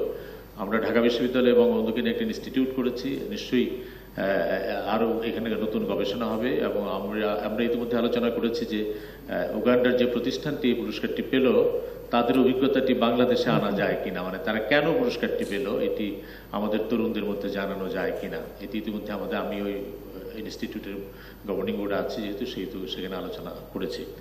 আপনাকে দুইটি ছোট্ট প্রশ্ন করতে চাই। আপনি লন্ডনে তারেক জিয়া সম্পর্কে অনেক কথা বলেছেন, সেটির পুনরাবৃত্তি চায় না, কিন্তু তারেক জিয়া একটি দলের নেতা বটে, কিন্তু বাংলাদেশের আইনে দণ্ডপ্রাপ্ত আসামি। তাকে বাংলাদেশে ফিরিয়ে আনার কোনো চিন্তা আপনার আছে কিনা বা আমাদের কোনো উদ্যোগ আছে কিনা? এক। 2 নম্বর হচ্ছে আবার উল্টোটা প্রশ্ন করি যে বাংলাদেশে এখন ব্যাপকভাবে আলোচিত হচ্ছে বেগম খালেদা জিয়া আবার হাসপাতালে, তাকে চিকিৎসার জন্য বিদেশ নেওয়ার পুরো সিদ্ধান্ত নাকি আপনার উপরই ন্যস্ত। এখন তার পরিবারের পক্ষ থেকে বা দলের পক্ষ থেকে এরকম কোনো আবেদন আছে কিনা এবং সরকার এই বিষয় নিয়ে কিছু ভাবছে কিনা? আর শুধুমাত্র জয় মামুনের প্রশ্নের লেস হিসেবে একটি বলি যে একজন নির্বাচন কমিশনার বলেছেন যে বাংলাদেশে নির্বাচন আইসিইউতে গণতন্ত্র কি বলে লাইফ সাপোর্টে। আপনি যদি সব মিলিয়ে একটু বলেন। ধন্যবাদ। দেখুন, সবথেকে বড় কথা, আচ্ছা বিবিসি যেটা বলেছে সেটা বিবিসি বাংলা, আমি মনে করি যা কিছু অর্জন এটা বাংলাদেশের জনগণেরই প্রাপ্য। জনগণ আমাকে সমর্থন দিয়েছে, আমি বারবার সরকারে আসতে পেরেছি, দেশের জন্য কাজ করতে পেরেছি, সেজন্যই সেই সম্মানটা আসছে। এবং আমি শুধু নিজের দেশ না, আমার যেহেতু সারা বিশ্বে যে সব দেশগুলি জলবায়ু পরিবর্তনের ফলে ক্ষতিগ্রস্ত, আমি তাদের পক্ষ থেকে সবসময় কথা বলে থাকি, কথা বলে যাচ্ছি। যাও, সেজন্য এটা তুলেছেন, ধন্যবাদ। আমি একটু বলবো, ইউনেস্কো যে পুরস্কারটার বিষয়টা, জাতির পিতার জন্মশতবার্ষিকী এবং আমাদের স্বাধীনতা সুবর্ণ জয়ন্তী উপলক্ষে যে পুরস্কারটা দেওয়া হয়েছে, এটা আপনি দেখেছেন যে এটা হচ্ছে মানে যারা মানে বিশেষ করে যুব সমাজ, যাদের ভিতরে মানে একটা ইনোভেটিভ অর্থাৎ উদ্ভাবনমূলক জ্ঞান আছে এবং যারা এই উদ্ভাবনমূলক কর্মকাণ্ড দিয়ে যুব সমাজকে কর্মসংস্থানের ব্যবস্থা করাতে পারে, এবং ওটার নাম হচ্ছে মোটিভ। তারা ওই আর্ট, কালচার এবং নানা ধরনের কাজ করে থাকে এবং তাদের মূল কাজগুলি আমরা, কারণ যে ওদের পক্ষ থেকে যিনি পুরস্কার নিলে তার সাথে আমরা কথাও বলেছি এবং সে তাদের কর্মকাণ্ডগুলো আমরা দেখেছি। কাজে এটা আমাদের দেশেও কিন্তু অনেকে করে থাকে। এবং যেমন আমরা আমাদের আওয়ামী লীগের আমাদের যে গবেষণা প্রতিষ্ঠান ছিল CRI, আপনারা জানেন যে 2001 সালে খালেদা জিয়া ক্ষমতা আসার পর আমাদের এই গবেষণা প্রতিষ্ঠানটা আমরা 4 নম্বর রোডে একটা ফ্ল্যাট ভাড়া করে আমরা এটা পরিচালনা করতাম। খালেদা জিয়া অপারেশন ক্লিন হার্টের নামে সেটা বন্ধ করে দেয়। আমাদের 16টা কম্পিউটার নিয়ে যায়, আমাদের প্রায় 300 ফাইল নিয়ে যায়, নগদ টাকার, এবং আমাদের বই প্রায় 10,000 মতো বই ছিল, সব নিয়ে ওটা বন্ধ করে দিয়েছিল। যে কারণে পরবর্তীতে এটা আমরা একটা ট্রাস্ট করে আলাদাভাবে আমাদের এই CRIটা আমরা চালু করেছি এবং যেটা অনেক গবেষণামূলক কাজ করে যাচ্ছে, সেটা আপনারা অনেকেই জানেন। এই CRIর মাধ্যমেই আমরা ইয়াং বাংলা এবং আমরা আমাদের যুব সমাজকে কর্মসংস্থানের দিকে আগ্রহ করা, তার জন্য কিন্তু অনেকগুলি কাজ ইতিমধ্যে করেছি, যেটা আপনি জানেন যে সজীব জয় এবং রেদওয়ান সিদ্দিক ববি সহ আমাদের কিছু ইয়াং MP এবং আমাদের সব, আমাদের বিপু এখানে আছে নাকি, বিপু আসেনি, যাই হোক আমাদের MP বিপু সবাই মিলে উদ্যোগ নিয়ে আমরা কিন্তু এই ছেলে মেয়েদেরকে মানে ওইভাবেই একটা প্রেরণা দেওয়া হয়েছে এবং তাদের হাতে ল্যাপটপ তুলে দেওয়া হয়েছে, তাদের উপরে ট্যাব তুলে দেওয়া হয়েছে, তাদের বলা হয়েছে যে শুধু নিজেরা চাকরি না করে নিজেরা চাকরি দেবে, সেইভাবে নিজেদেরকে তৈরি করো, অর্থাৎ তাদেরও মোটিভেশন করা। আমরা কিন্তু এরকম অনেক উদ্যোগ কিন্তু এভাবে নিয়েছি, কাজ করেছি। এরকম আরও অনেক উদ্যোক্তা আছে বাংলাদেশে, এরকম ছোট ছোট অনেকেই কাজ করে যাচ্ছে। তারা বিভিন্নভাবে বিভিন্ন ধরনের উদ্যোক্তা কিন্তু সৃষ্টি হচ্ছে এবং এই যে উদ্যোক্তা সৃষ্টির জন্য আমরা কিন্তু আলাদা একটা বাজেটও রেখেছি, অর্থাৎ স্টার্ট আপ প্রোগ্রাম। এই স্টার্ট আপ প্রোগ্রাম যেটা, এটা কিন্তু এই ধরনের মানে যারা একেবারে তরুণ সমাজ, তারা যেন তাদের যে মেধা, তাদের যে বুদ্ধিবৃত্তি আছে, তাদের যে জ্ঞান আছে, যাদের যে মনন আছে, সেই শক্তি দিয়ে তারা যেন নিজেরা কিছু করতে পারে, উদ্যোক্তা হয় এবং সাথে সাথে তারা যেন আরও 10 জনকে চাকরি দিতে পারে। এমনকি কোম্পানি আইন পরিবর্তন করে সেখানে 1 ম্যান কোম্পানি করারও একটা সুযোগ আমরা করে দিয়েছি, যাতে এই ধরনের যুব সমাজরা তারা যদি ব্যবসা আসতে চায় তারাও একটা কোম্পানি করে দিয়ে তখন তারই মাধ্যমে তারা এরকম আরও তরুণদের সম্পৃক্ত করে যাতে কাজ করতে পারে, সেটা যেন করতে পারে, সেই বিষয়টাই কিন্তু মাথায় রেখে আমরা কিছু উদ্যোগ নিয়েছি। আর সেই সাথে সাথে উগান্ডায় এখানে একটা ইন্টারন্যাশনাল জুরিস বোর্ড ছিল, সেখানে যারা যারা প্রস্তাব পাঠিয়েছে প্রায় 70টার উপর প্রস্তাব এসেছিল, সেগুলি সমস্ত যাচাই বাছাই করে উগান্ডার এই প্রতিষ্ঠানটিকে তারা বেছে নিয়েছে এবং তারা পুরস্কার দিয়েছে। এবং আমি খুব খুশি হয়েছি যে উগান্ডার মতো একটা দেশ, সেই দেশ থেকে একটা গ্রুপ তারা এই যে পুরস্কারটা পেল, সেটা সত্যি খুব আনন্দের বিষয়। কারণ জাতির পিতা বঙ্গবন্ধু শেখ মুজিবের নাম তো মুছেই ফেলা হয়েছিল, 75-এর পরে তার নামটাই তো নেওয়া যেত না। তো 7ই মার্চের ভাষণ, সেটাও এখন ইউনেস্কো তার প্রামাণ্য দলিলে স্থান করে দিয়েছে। আমাদের 21শে ফেব্রুয়ারি আন্তর্জাতিক মাতৃভাষা দিবস হিসেবে আমরা স্বীকৃতি পেয়েছি। এখন জাতির পিতা নামে একটি পুরস্কার প্রবর্তন হয়েছে, সেখানে উগান্ডা থেকে একটা তরুণ সমাজ তাদের তৈরি করা একটা প্রতিষ্ঠান, এই প্রতিষ্ঠানটা যারা যুবকদের কর্মসংস্থানের ব্যবস্থা করে দিচ্ছে, সেই সুযোগটা তারা পেয়েছে। তা আমরা নিশ্চয়ই তাদের যে কাজের ধারাটাও আমরা নেব। তাছাড়া আমাদের নিজেদের দেশের ভিতরেও আরও যুব সমাজ এগিয়ে আসুক, ওই একখানা ডিগ্রি নিয়েই চাকরির পিছনে না ছুটে তাদের মেধা জ্ঞান দিয়ে তারা আরও নতুন কিছু করুক, সেটাই আমরা চাই। এবং সেদিকে লক্ষ্য রেখেই কিন্তু আমরা ইতিমধ্যে অনেক ব্যবস্থা নিচ্ছি। আর আপনারা জানেন যে এখন বাংলাদেশ ডিজিটাল বাংলাদেশ, আমরা ডিজিটাল বাংলাদেশ করে দিচ্ছি। এটা আমাদেরও কিন্তু 2008-এর নির্বাচন ইশতেহারে আমাদের একটা অঙ্গীকার ছিল, সেটা আজকে বাস্তবায়ন হয়ে গেছে। তো সেই ডিজিটাল বাংলাদেশ হওয়ার ফলে আছে সেখানে এই সুযোগটা আরও বেশি এসছে যে এই ডিজিটাল ব্যবহার করেই কিন্তু আমাদের অনেক যুবকরা আজকে কাজ করার সুযোগ পাচ্ছে। আমরা ট্রেনিং দিচ্ছি এবং এই ট্রেনিং দিয়ে তারা এখন ফ্রিল্যান্সার হচ্ছে, শুধু নিজের দেশে না বিদেশেও তারা কাজ করতে পারছে। এবং তার জন্য একটা অ্যাপস করা হয়েছে যেখানে 9টা ভাষা শেখার সুযোগ আছে। কাজে এই অ্যাপসটার মাধ্যমে 9টা, এটা আমাদের আইসিটি মিনিস্ট্রি ওরাই করেছে, যে এই ভাষা শিখে তার বিদেশের যে কোনো দেশে একটা ইউনিয়নের ছেলে মেয়েও কিন্তু তারা বিদেশে কাজ করতে পারে, টাকা কামাই করতে পারে। এবং তাদের এই যে উপার্জিত অর্থটা, এই অর্থটা যাতে সহজে তারা নিয়ে আসতে পারে, বাংলাদেশ ব্যাংকের কিছু নীতিমালা তৈরি করে আমরা সেই সুযোগটাও করে দিয়েছি। যে তারা যে ধরেন কেউ $200 কামাই করলো, কেউ $500 কামাই করলো, কেউ $100 কামাই করলো, টাকাটা যেন সহজে সে নিতে পারে, তার ব্যবস্থাটাও কিন্তু আমি করে দিয়েছি। কাজে এই যে মানে লার্নিং অ্যান্ড আর্নিং, এই প্রোগ্রামের মাধ্যমে কিন্তু আমরা এদেরকে দিচ্ছি। পাশাপাশি আরেকটা কাজের ইতিমধ্যে আমরা করেছি, যেটা হলো যারা ফ্রিল্যান্সার, আসলে তাদের তো কোনো রেজিস্ট্রেশনও নাই, কোনো সার্টিফিকেট নাই, কিছুই নেই। এটা কোথাও বললে পরে অনেক জায়গায় পাত্তাই দেওয়া হয় না।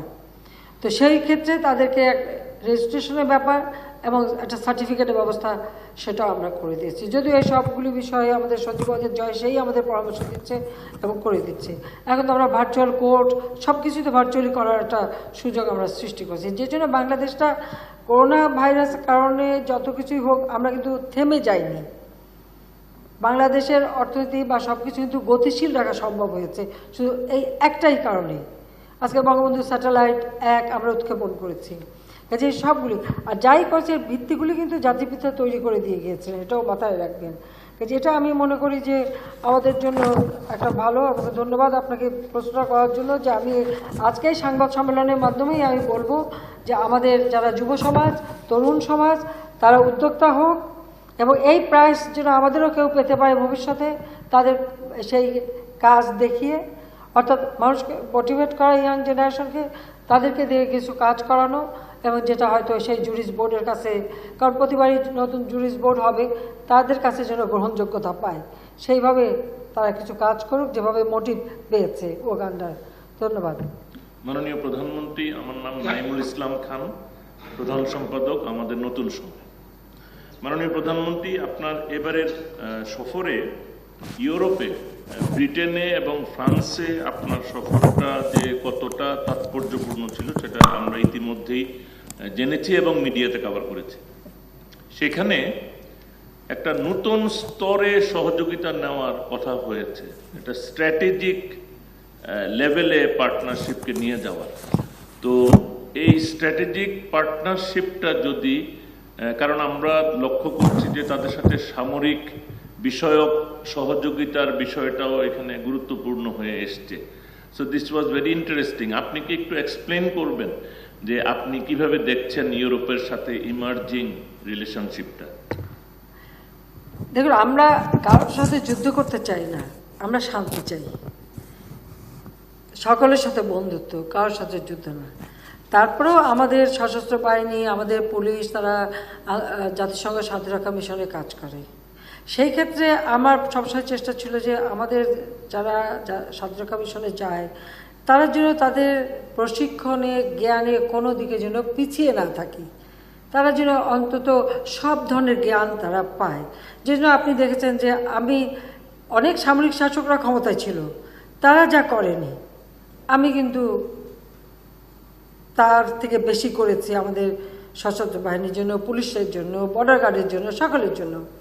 এবং সেই ক্ষেত্রে তাদের ট্রেনিং, তাদের প্রশিক্ষণ এবং তাদের যোগ্যতাটাকে গড়ে তোলা, এটা আমি মনে করি, এটা আমি একটা স্বাধীন দেশ, আমার এই দেশের জন্য এটা একান্ত প্রয়োজন। কারণ স্বাধীনতার পর যখন একটা যুদ্ধবিধ্বস্ত দেশ জাতিপিতা গড়ে তুলছেন, তখনই তো সামরিক একাডেমির ভিত্তিটা তিনি তৈরি করে দিয়ে গেলেন। এবং তারই কথা ছিল যে একদিন এটা আন্তর্জাতিকভাবে কত মানুষ দেখতে আসবে, এবং সেটা কিন্তু করেছি আমরা। তো সেই ক্ষেত্রে আমরা বিভিন্ন দেশ থেকে আমাদের প্রশিক্ষণের জন্য সরঞ্জাম কিনি কিছু, এটা আমাদের সিম্বলিক, কারণ আমাদের প্রশিক্ষণটা বেশি দরকার এবং সে প্রস্তুতির স্বাধীনতা সার্বভৌমত্ব রক্ষার একটা প্রস্তুতি দরকার।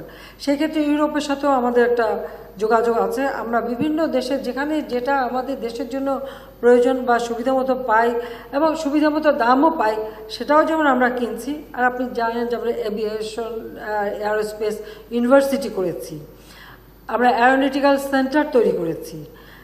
আমাদের শিপইয়ার্ড, যে শিপইয়ার্ড এক সময় ওয়ার্ল্ড ব্যাংকের পরামর্শে বিএনপি সরকার বন্ধই করে দিচ্ছিল, ওটা লাভজনক না।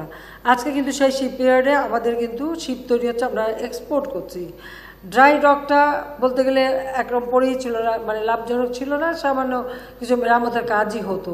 আমরা সেই ড্রাই ডকটাকে সম্প্রসারণ করে দিচ্ছি, আমরা এখানে জাহাজ তৈরি করছি। পাশাপাশি সেই সাথে সাথে আমাদের কিছু কিছু যুদ্ধ জাহাজ, যেটা সামুদ্রিক এবং আকাশে আমাদের যুদ্ধ বিমান, এগুলি যেমন অ্যারোনটিক্যাল সেন্টারে সেগুলি রিফার্বিশ করা, নতুনভাবে করা, এগুলি যেমন করা হচ্ছে। পাশাপাশি আমাদের স্পেস সম্পর্কে গবেষণা দরকার, আর সেই সাথে সাথে আমাদের নিজেদের দেশের জন্য টেকনোলজি আমরা আনতে পারি।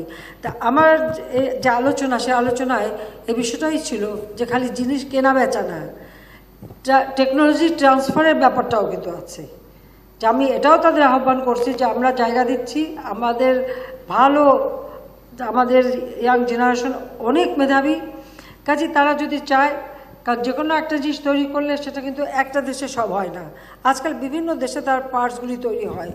আমরা যে বিমান কিনি, বিমান আপনি মনে করবেন না যে এক জায়গায় তৈরি হচ্ছে, বিভিন্ন দেশে তারা বিভিন্ন পার্টস তৈরি করে, সেগুলি অ্যাসেম্বল করে, অ্যাসেম্বলটা হয়তো এক জায়গায় হচ্ছে কিন্তু এভাবে তৈরি করে। ঠিক যুদ্ধ বিমানের ক্ষেত্রেও তাই, বা যুদ্ধ জাহাজের ব্যাপারে তাই, বা অন্যান্য জাহাজের ব্যাপারে তাই। তা আমাদের একটা সবসময় প্রচেষ্টা যে আমি কিনবো ঠিক আছে, কিন্তু সেই সাথে যেন আমার এখানেও টেকনোলজিটা ট্রান্সফার করা হয়। যেমন কোস্ট গার্ডের জন্য আমরা কয়টা কিনলাম, ওদের জাহাজ কিনলাম, করভেট কিনলাম। আমাদের কথা ছিল তোমরা নিয়ে আসো, 2-3টে তোমরা বানাই দিলে 2টা আবার এখানে বানাতে হবে। তো এইভাবে আলোচনাটা কিন্তু ওই পর্যায়ে যে আমরা শুধু কিনবই না, যাতে আমাদের দেশেও যেন টেকনোলজি ট্রান্সফার হয়, আমাদের দেশের মানুষের জন্য সেই প্রশিক্ষণটা পায়, হাতে কলমে শিখতে পারে, সেটাও যাতে হয়, সেইভাবেই আলোচনাটা হয়েছে এবং স্বাক্ষরটা ওইভাবেই আসছে। মাননীয় প্রধানমন্ত্রী, আমি জাহাজ বানাবো, নিউজে কাজ করি। আমি জলবায়ু সম্মেলনে কভার করার জন্য গিয়েছিলাম, সেখানে দেখেছি যে জলবায়ু সম্মেলনে অন্যান্য দেশের রাষ্ট্রপ্রধান এবং অন্য দেশের প্রতিনিধিরা আপনাকে কি পরিমাণ প্রশংসা করেছে। বিশেষ করে ভারত, পাকিস্তান, বিভিন্ন দেশের সাংবাদিকরা আমাদের জিজ্ঞাসা করেছে যে তোমার দেশের প্রধানমন্ত্রী তো ব্রিটেনের কাছ থেকে $120 মিলিয়ন শিশু এবং নারীদের জন্য নিয়ে গেল, আমরা তো কিছুই পেলাম না। তো এবং আমি শুধু আপনাকে বলতে চাই যে জলবায়ু অভিযোজন খাতে সর্বশেষ 13টি দেশ যে $233 মিলিয়ন বরাদ্দ করেছে, সেটাকে আমরা যে $120 মিলিয়ন যুক্তরাজ্যের কাছ থেকে পেয়েছি তার অতিরিক্ত এবং তার কত % আমরা পেতে পারি, এই ধরনের কোনো আলোচনা আপনার সম্ভাবনা হয়েছিল কিনা মাননীয় প্রধানমন্ত্রী? আপনাকে ধন্যবাদ। ফ্রান্স যেটা দেবে সেটা শুধু আমাদেরই দেবে, এটা তো অন্যের সঙ্গে যুক্ত হয়ে না, এটা সরাসরি আমরাই পাবো। ফ্রান্সের সাথে আমাদের সেটাই আলোচনা হয়েছে, সেটা প্রেসিডেন্ট মার্কন নিজেই বলেছেন। আর হ্যাঁ, প্যারিস ডিক্লারেশনে যে 100 বিলিয়নের কথা বলা ছিল, তাতে আসলে ধনী দেশগুলি হলো কৃপণ। আরেকটি ব্যাপার, ওটা শুধু কৃপণ না, আমি আরেকটাও বলবো যে আপনি এটা মনে করবেন না যে বাংলাদেশে যেমন আমরা এই করোনা সামাল দিয়ে আমাদের অর্থনীতিকে সচল রাখতে পেরেছি, অনেক ধনী দেশ কিন্তু তা পারেনি। হয়তো তারা তাদের স্ট্র্যাটেজি ঠিকভাবে নিতে পারেনি, বা তাদের যখন যে পদক্ষেপ নেওয়ার সেটা নিতে পারেনি হয়তো সেই সব কারণে। আমরা কিন্তু সেক্ষেত্রে পিছিয়ে থাকিনি, যার জন্য আমরা আমাদের অন্তত আমি তো বললাম যে বহু দেশ আপনারা যান এখন দেখবেন হাহাকার, খাবারের অভাব, অনেক ইন্ডাস্ট্রি বন্ধ হয়ে যাচ্ছে। আমরা কিন্তু সব চালু রাখতে সক্ষম হয়েছি, কারণ আমরা শুরু থেকে এই ব্যাপারে খুব সতর্ক ছিলাম। এবং আমি তো প্রথমেই বলছি যে আগেই যত মানি ফ্লো, যত বেশি টাকা সরবরাহ করা যায়, অর্থ সরবরাহটা অব্যাহত রাখা, আর সেই সাথে সাথে আমাদের সব কিছুর জন্য সচল থেকে আর খাদ্য উৎপাদন বাড়ানো। আর জলবায়ু পরিবর্তন আপনারা জানেন যে আমাদের কিন্তু ইতিমধ্যে অনেকগুলি উদ্যোগ নেওয়া আছে বহু আগের থেকে, যখন এই বিষয়টাই আছে নাই। সেই 84 সাল থেকে আওয়ামী লীগ বৃক্ষরোপণ কর্মসূচি করে। এটা কেন করে? আমাদের সবসময় এটাই ছিল যে আমাদের প্রকৃতিকে রক্ষা করতে হবে, কারণ যত বেশি নগরায়ন হবে প্রকৃতির উপরে তত আঘাত আসবে। তা আমাদের কৃষক লীগের মাধ্যমে আমাদের এক একটা কর্মসূচি আমরা এক একটা সহযোগী সংগঠন দিয়ে করাই। তাই কৃষক লীগের মাধ্যমে কৃষক লীগের উপরে দায়িত্ব ছিল যে কৃষক লীগ এই বৃক্ষরোপণ কর্মসূচি করবে, আমরা সবাই গাছ লাগাবো। আমরা কিন্তু যে জাতির পিতা বঙ্গবন্ধু শেখ মুজিবের জন্ম শতবার্ষিকী উপলক্ষে এবং আমাদের স্বাধীনতা সম্পন্ন জয়ন্তী উপলক্ষে আমরা কিন্তু এই বৃক্ষরোপণ কর্মসূচি, যেমন আমার দল থেকেই তখন টার্গেট ছিল আমরা 1 কোটি গাছ লাগাবো, আমরা কিন্তু লাগিয়েছি অনেক বেশি। আবার সরকারের পক্ষ থেকে সিদ্ধান্ত ছিল সরকার 1 কোটি গাছ লাগাবে, সেভাবে সবাইকে। এবং এ পর্যন্ত যতগুলি প্রজেক্ট আমরা নিচ্ছি, প্রত্যেকটা উন্নয়ন প্রজেক্টে কিন্তু আমরা একটা বিষয় খেয়াল রাখি যে আমাদের বৃক্ষরোপণ করতে হবে, বৃষ্টির পানি সংরক্ষণের ব্যবস্থা করতে হবে, সোলার প্যানেল দিতে হবে, এবং আমরা যত কাজ আমরা করি সব জায়গায় এই বৃক্ষরোপণ আর জলাধার সংরক্ষণ সে ব্যবস্থাটা আমরা নিচ্ছি। পাশাপাশি আমাদের সমস্ত নদী, নালা, খাল, বিল, ডোবা, পুকুর যা আছে সবগুলি সংস্কার করা, আর সেখানে পানিটা ধারণ করে রাখা। আর সেই সাথে আমাদের মাটি আছে, আমাদের মানুষ আছে, যেটা জাতির পিতা বলেছেন মাটি আছে মানুষ আছে, তাই দিয়ে তো আমাদের দেশটা গড়ে তুলব। ঠিক তাই করা হচ্ছে। আমাদের তো মাছ উৎপাদন হচ্ছে, আমাদের ফসল উৎপাদন হচ্ছে, সবই হচ্ছে। জলবায়ু পরিবর্তনের কিন্তু বড় ধনী দেশগুলি কিন্তু সেভাবে করতে পারে নাই। অনেক দেশই এখন খুবই হতাশাগ্রস্ত, খুবই খারাপ অবস্থায় আছে। তবে হয়তো এই এখন করোনা একটু কমে গেছে, হয়তো তারা সেটা ওভারকাম করতে পারবে। কিন্তু আমাদের দাবি সবসময় থাকবে যে আমাদের যে প্রতিশ্রুতি প্যারিস অ্যাগ্রিমেন্টে যেটা করা হয়েছিল 100 বিলিয়ন, সেটা যেন অবশ্যই ভালনারেবল কান্ট্রিগুলি পায়, এবং এটা 50-50 করে হবে।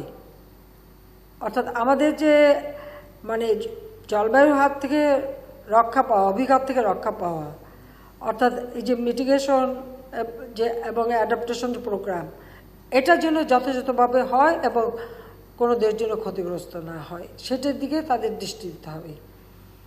তো সেটা হয়তো যেভাবে আমরা চেয়েছিলাম সেটা না হলেও আমি মনে করি যথেষ্ট অগ্রগতি আছে, অনেক প্রতিশ্রুতি পাওয়া গেছে, এবং হয়তো ফান্ড আস্তে আস্তে আসতে থাকবে। আর বাংলাদেশের যেটা বিভিন্ন একটা দেশের সাথে যেটা, সেটা তো আমরা পাবো।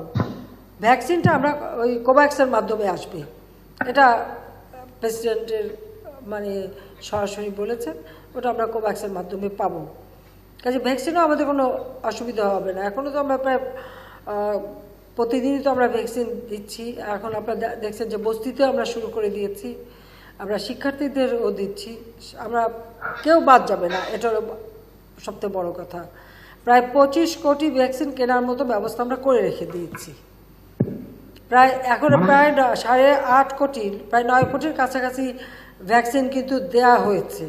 এর মধ্যে 4.5 কোটি হচ্ছে ডাবল ডোজ পেয়েছে, আর বাকি সিঙ্গেল ডোজ। আমার কথা হচ্ছে কত দিলাম, কতটা ভ্যাকসিন দিলাম, সব কিন্তু বিনা পয়সায় দিচ্ছি।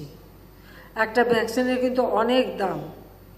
একটা টেস্ট করতে গেলে সেখানে 12 থেকে 15,000 টাকা খরচ হয়, আর একটা ভ্যাকসিন কত টাকা দিয়ে কিনতে হচ্ছে, আমরা কিন্তু তাও বিনা পয়সায় দিচ্ছি, এটাও মাথায় রাখবেন। ধন্যবাদ। মাননীয় প্রধানমন্ত্রী, আমি প্রভাস আমিন, আমি এটিএন নিউজে কাজ করি।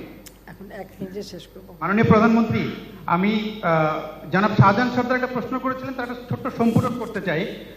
ডিজেলের দাম নিয়ে বলেছেন, ডিজেলের দাম বাড়লে বাস ভাড়া বাড়বে, এটা মোটামুটি প্রত্যাশিত। কিন্তু পরিবহন মালিকরা যেভাবে তাৎক্ষণিকভাবে বাস বন্ধ করে দিয়ে গোটা জাতিকে জিম্মি করে 3 দিন জাতিকে জিম্মি করে দাবি আদায় করলো, শাহজাহান ভাই বলছিলেন পরিবহন ধর্মঘট। আসলে কিন্তু কেউ পরিবহন ধর্মঘট ডাকেনি, ওনারা পরিবহন ধর্মঘট ডাকেনি, তারা নিজেরা পরিবহন বন্ধ করে দিয়েছিল। তাদের বেআইনিভাবে গোটা জাতিকে জিম্মি করার জন্য তাদের তিরস্কার পাওয়া উচিত ছিল, কিন্তু তারা 23 ভাগ ডিজেলের দাম বেড়েছে, তাদের ভাড়া বেড়েছে 27 ভাগ, তারা আসলে পুরস্কৃত হয়েছে। এবং আমরা দেখেছি বারবার আগেও যখনই কোনো তাদের বিরুদ্ধে কোনো আইন হয়, সংসদে বা কিছু হয়, তারা হুট করে পরিবহন বন্ধ করে দিয়ে জাতিকে জিম্মি করে। বারবার এই জিম্মি করে দাবি আদায়ের প্রবণতা বন্ধ করার। আর একটা ছোট্ট প্রশ্ন, আপনি ক্রিকেট খুব মনোযোগ দিয়ে ফলো করেন, আমরাও করি, কিন্তু এবার টি-20 বিশ্বকাপে বাংলাদেশের যে পারফরমেন্স, সেটা আমাদের সবাইকে খুব হতাশ করে। যে মানে ক্রিকেটারদের মধ্যে, বোর্ডের মধ্যে অনেক কথা, অনেক কিছু, এটার ব্যাপারে আপনার একটু মন্তব্য জানতে চাই। টি-20 পারফরমেন্স আমাদের খুব হতাশ করেছে। কেন আপনি এত হতাশ হন কেন? আমি এই হতাশা দেখতে চাই না। কয়েকটা খেলা তো তারা চমৎকার খেলেছে। ক্রিকেট খেলছেন কখনো, মাঠে গেছেন কখনো, ব্যাট বল ধরছেন? ধরেন নাই, সেই জন্য জানেন না। কখনই যে ব্যাটে বলে ঠিক মতো লাগবে আর ছক্কা হবে, এটা সবসময় সব অঙ্কে মেলে না, এটাও বাস্তব কথা। তো হ্যাঁ, তারা যেটা আমরা আশা করেছিলাম হয়নি, বা সেটা আমি কিন্তু আমাদের ছেলেপেলেদের কখনো হতাশা করি না। তাদেরকে আমি বলি আরও ভালো খেলো, আরও মনোযোগী হও, আরও প্র্যাকটিস করো। একে তো প্যান্ডামিকের সময় সেরকম হয়নি, মানে করোনার কারণে প্র্যাকটিস করতে পারেনি। আর তারপরেও বাংলাদেশ আজকে যে বিশ্বকাপে খেলছে, বেশ কয়েকটি দেশকে হারাতে পারছে, এটাই তো সবচেয়ে বড় কথা। তারা যে খেলতে পেরেছে এবং যেটুকু পেরেছে, আমি চাচ্ছি আরও বেশি তাদেরকে ট্রেনিং করানো, আরও উন্নত খেলা যাতে খেলতে পারে, সেই জন্য। তো কথা এত হতাশ হওয়া তো ঠিক না। এটা আবার আমাদের একটা মানসিক রোগের মতো হয়ে গেছে, সব কিছু একটুতেই হতাশ, আবার একটুতেই উৎফুল্ল। তো বেশি উৎফুল্ল হওয়া ভালো না, আবার বেশি হতাশ হওয়া ভালো না। এটা মাঝে মাঝে ধৈর্য ধরে থাকেন, আগামীতে নিশ্চয়ই ভালো করবে। কিছু জেনারেশন আসছে, আরো ভালো করছে। হ্যাঁ বলেন। জি, মাননীয় প্রধানমন্ত্রী, আমি নাসিমা খান মন্টি, সম্পাদক দৈনিক আমাদের নতুন সময়। আমার প্রশ্নটা হচ্ছে, বছর 2 আগে আপনি বিচারকদের একটা অনুষ্ঠানে বলেছিলেন যে পৈতৃক সম্পত্তিতে মেয়েদের সমান অধিকারের জন্য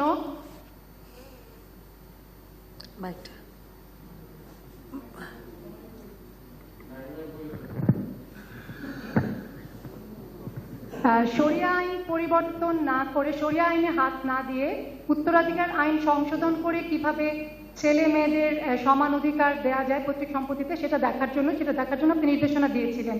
সে ব্যাপারে একটু জানতে চাই। আর আরেকটা বিষয় আমি একটু বলতে চাই যে আমাদের সরকারের নানান রকম সেবামূলক কার্যক্রম আছে, যেমন সমাজ কল্যাণ মন্ত্রণালয়ের অধীনে ক্যান্সার, কিডনি এরকম কিছু রোগের জন্য সহযোগিতা দেওয়া হয়, যেটা অনেকেই জানে না।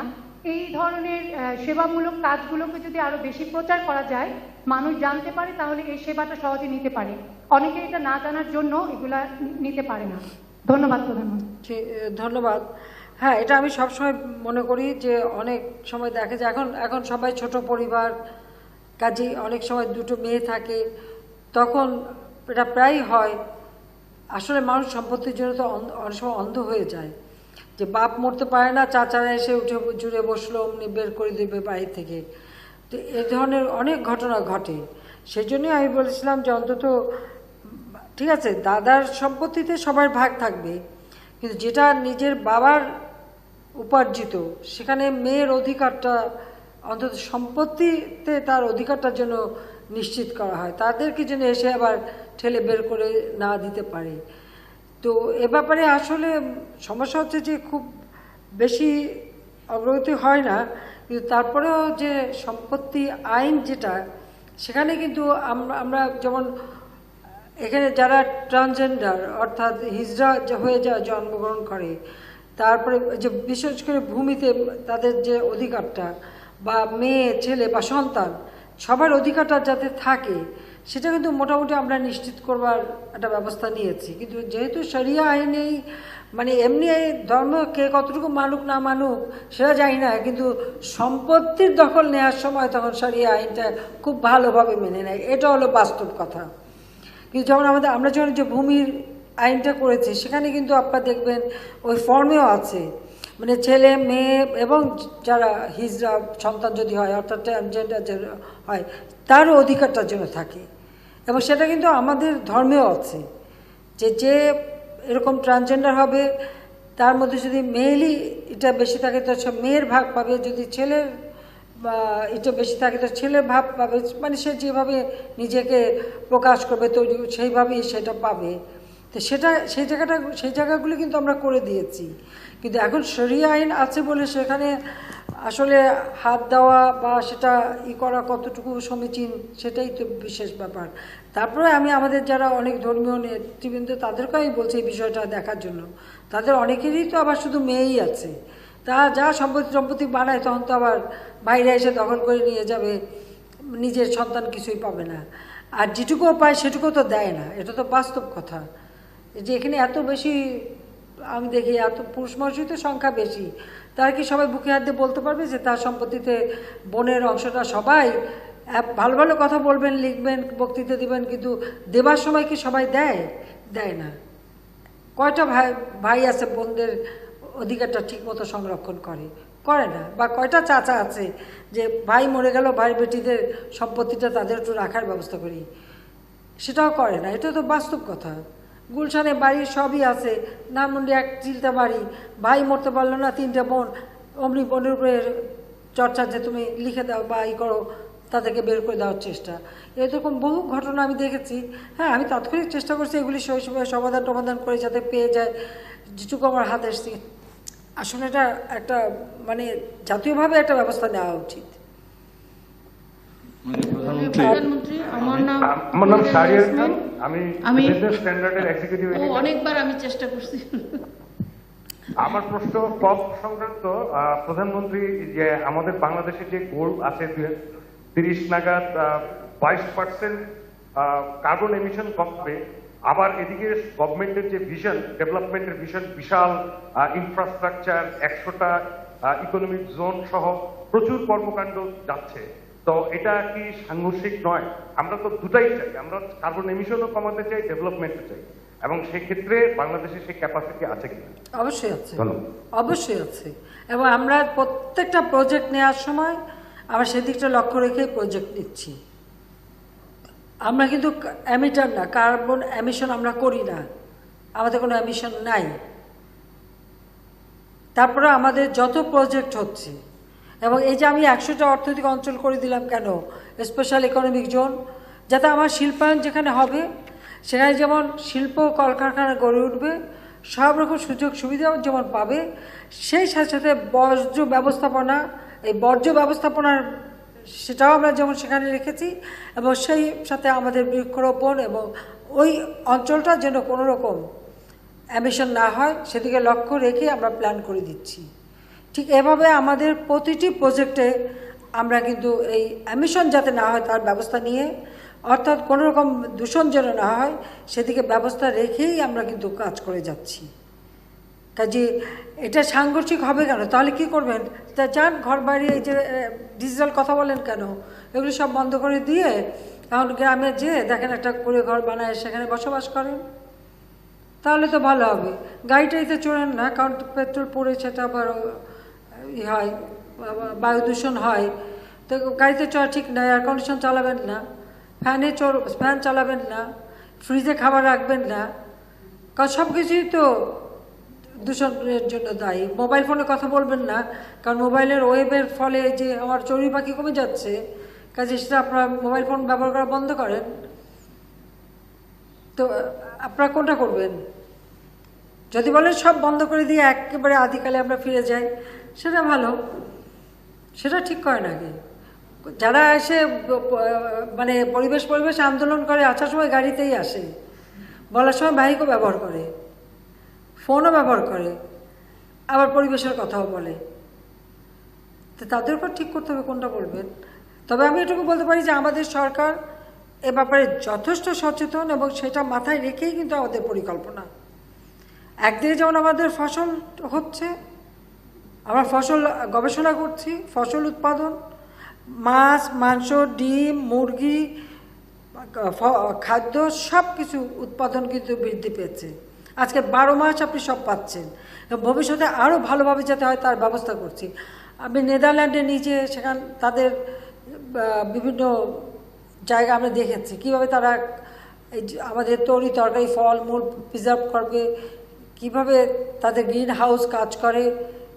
এবং আমাদের কৃষিমন্ত্রী সেখানে গেছেন, এবং আমি তাকে নির্দেশ দিয়েছি এভাবে এগুলি দেখতে হবে। কারণ আমাদের যে রপ্তানি আমরা বাড়াচ্ছি, সেই ক্ষেত্রটায় একদিকে আইসিটি অর্থাৎ ডিজিটাল ডিভাইস তৈরি করা এবং সেটা রপ্তানি করা, এবং সেখানে আমাদের ছেলেমেয়েদেরকেও ট্রেনিং দেওয়া, তাদেরকেও সেভাবে প্রস্তুত করা, পাশাপাশি ডিজিটাল ডিভাইস যাতে হয়, এবং এর ক্ষেত্রে যেন আমাদের হাইটেক পার্কগুলিতে আরও বিদেশি বিনিয়োগ আসে তার ব্যবস্থা যেমন আমরা করছি, সেই সাথে সাথে আবার আমাদের ফসল উৎপাদন করা, ফসল সংরক্ষণ করা। ইতিমধ্যে আমরা 2-3টা সাইটগুলো করে ফেলেছি, সান্তাহারে করেছি, এবং আরও কয়েকটা যেখানে আমার যদি অতিরিক্ত ফসল হয় আমি 2-3 বছর প্রিজার্ভ করতে পারবো, সেটা আমরা সেভাবে ব্যবস্থা নিচ্ছি। সেই সাথে আমাদের তরি তরকারি, ফল মূল যেটা তৈরি হবে, কোন তরকারিটা অর্থাৎ ধরেন টমেটো হোক বা ফুলকপি হোক বা গাজর হোক বা পাতাকপি হোক বা আমাদের কোনো ফল, এমনকি আমাদের আম, কাঁঠাল, সব কত টেম্পারেচারে ওটা রাখলে পরে সেটা দীর্ঘদিন ভালো থাকবে, এবং সেটাকে আমরা প্রসেস করা এবং রপ্তানি করতে পারবো। সেইভাবে আমরা কিন্তু প্রতিষ্ঠান গড়ে তোলার চেষ্টা করছি, এবং একটা কার্গো ভিলেজও আমরা করব।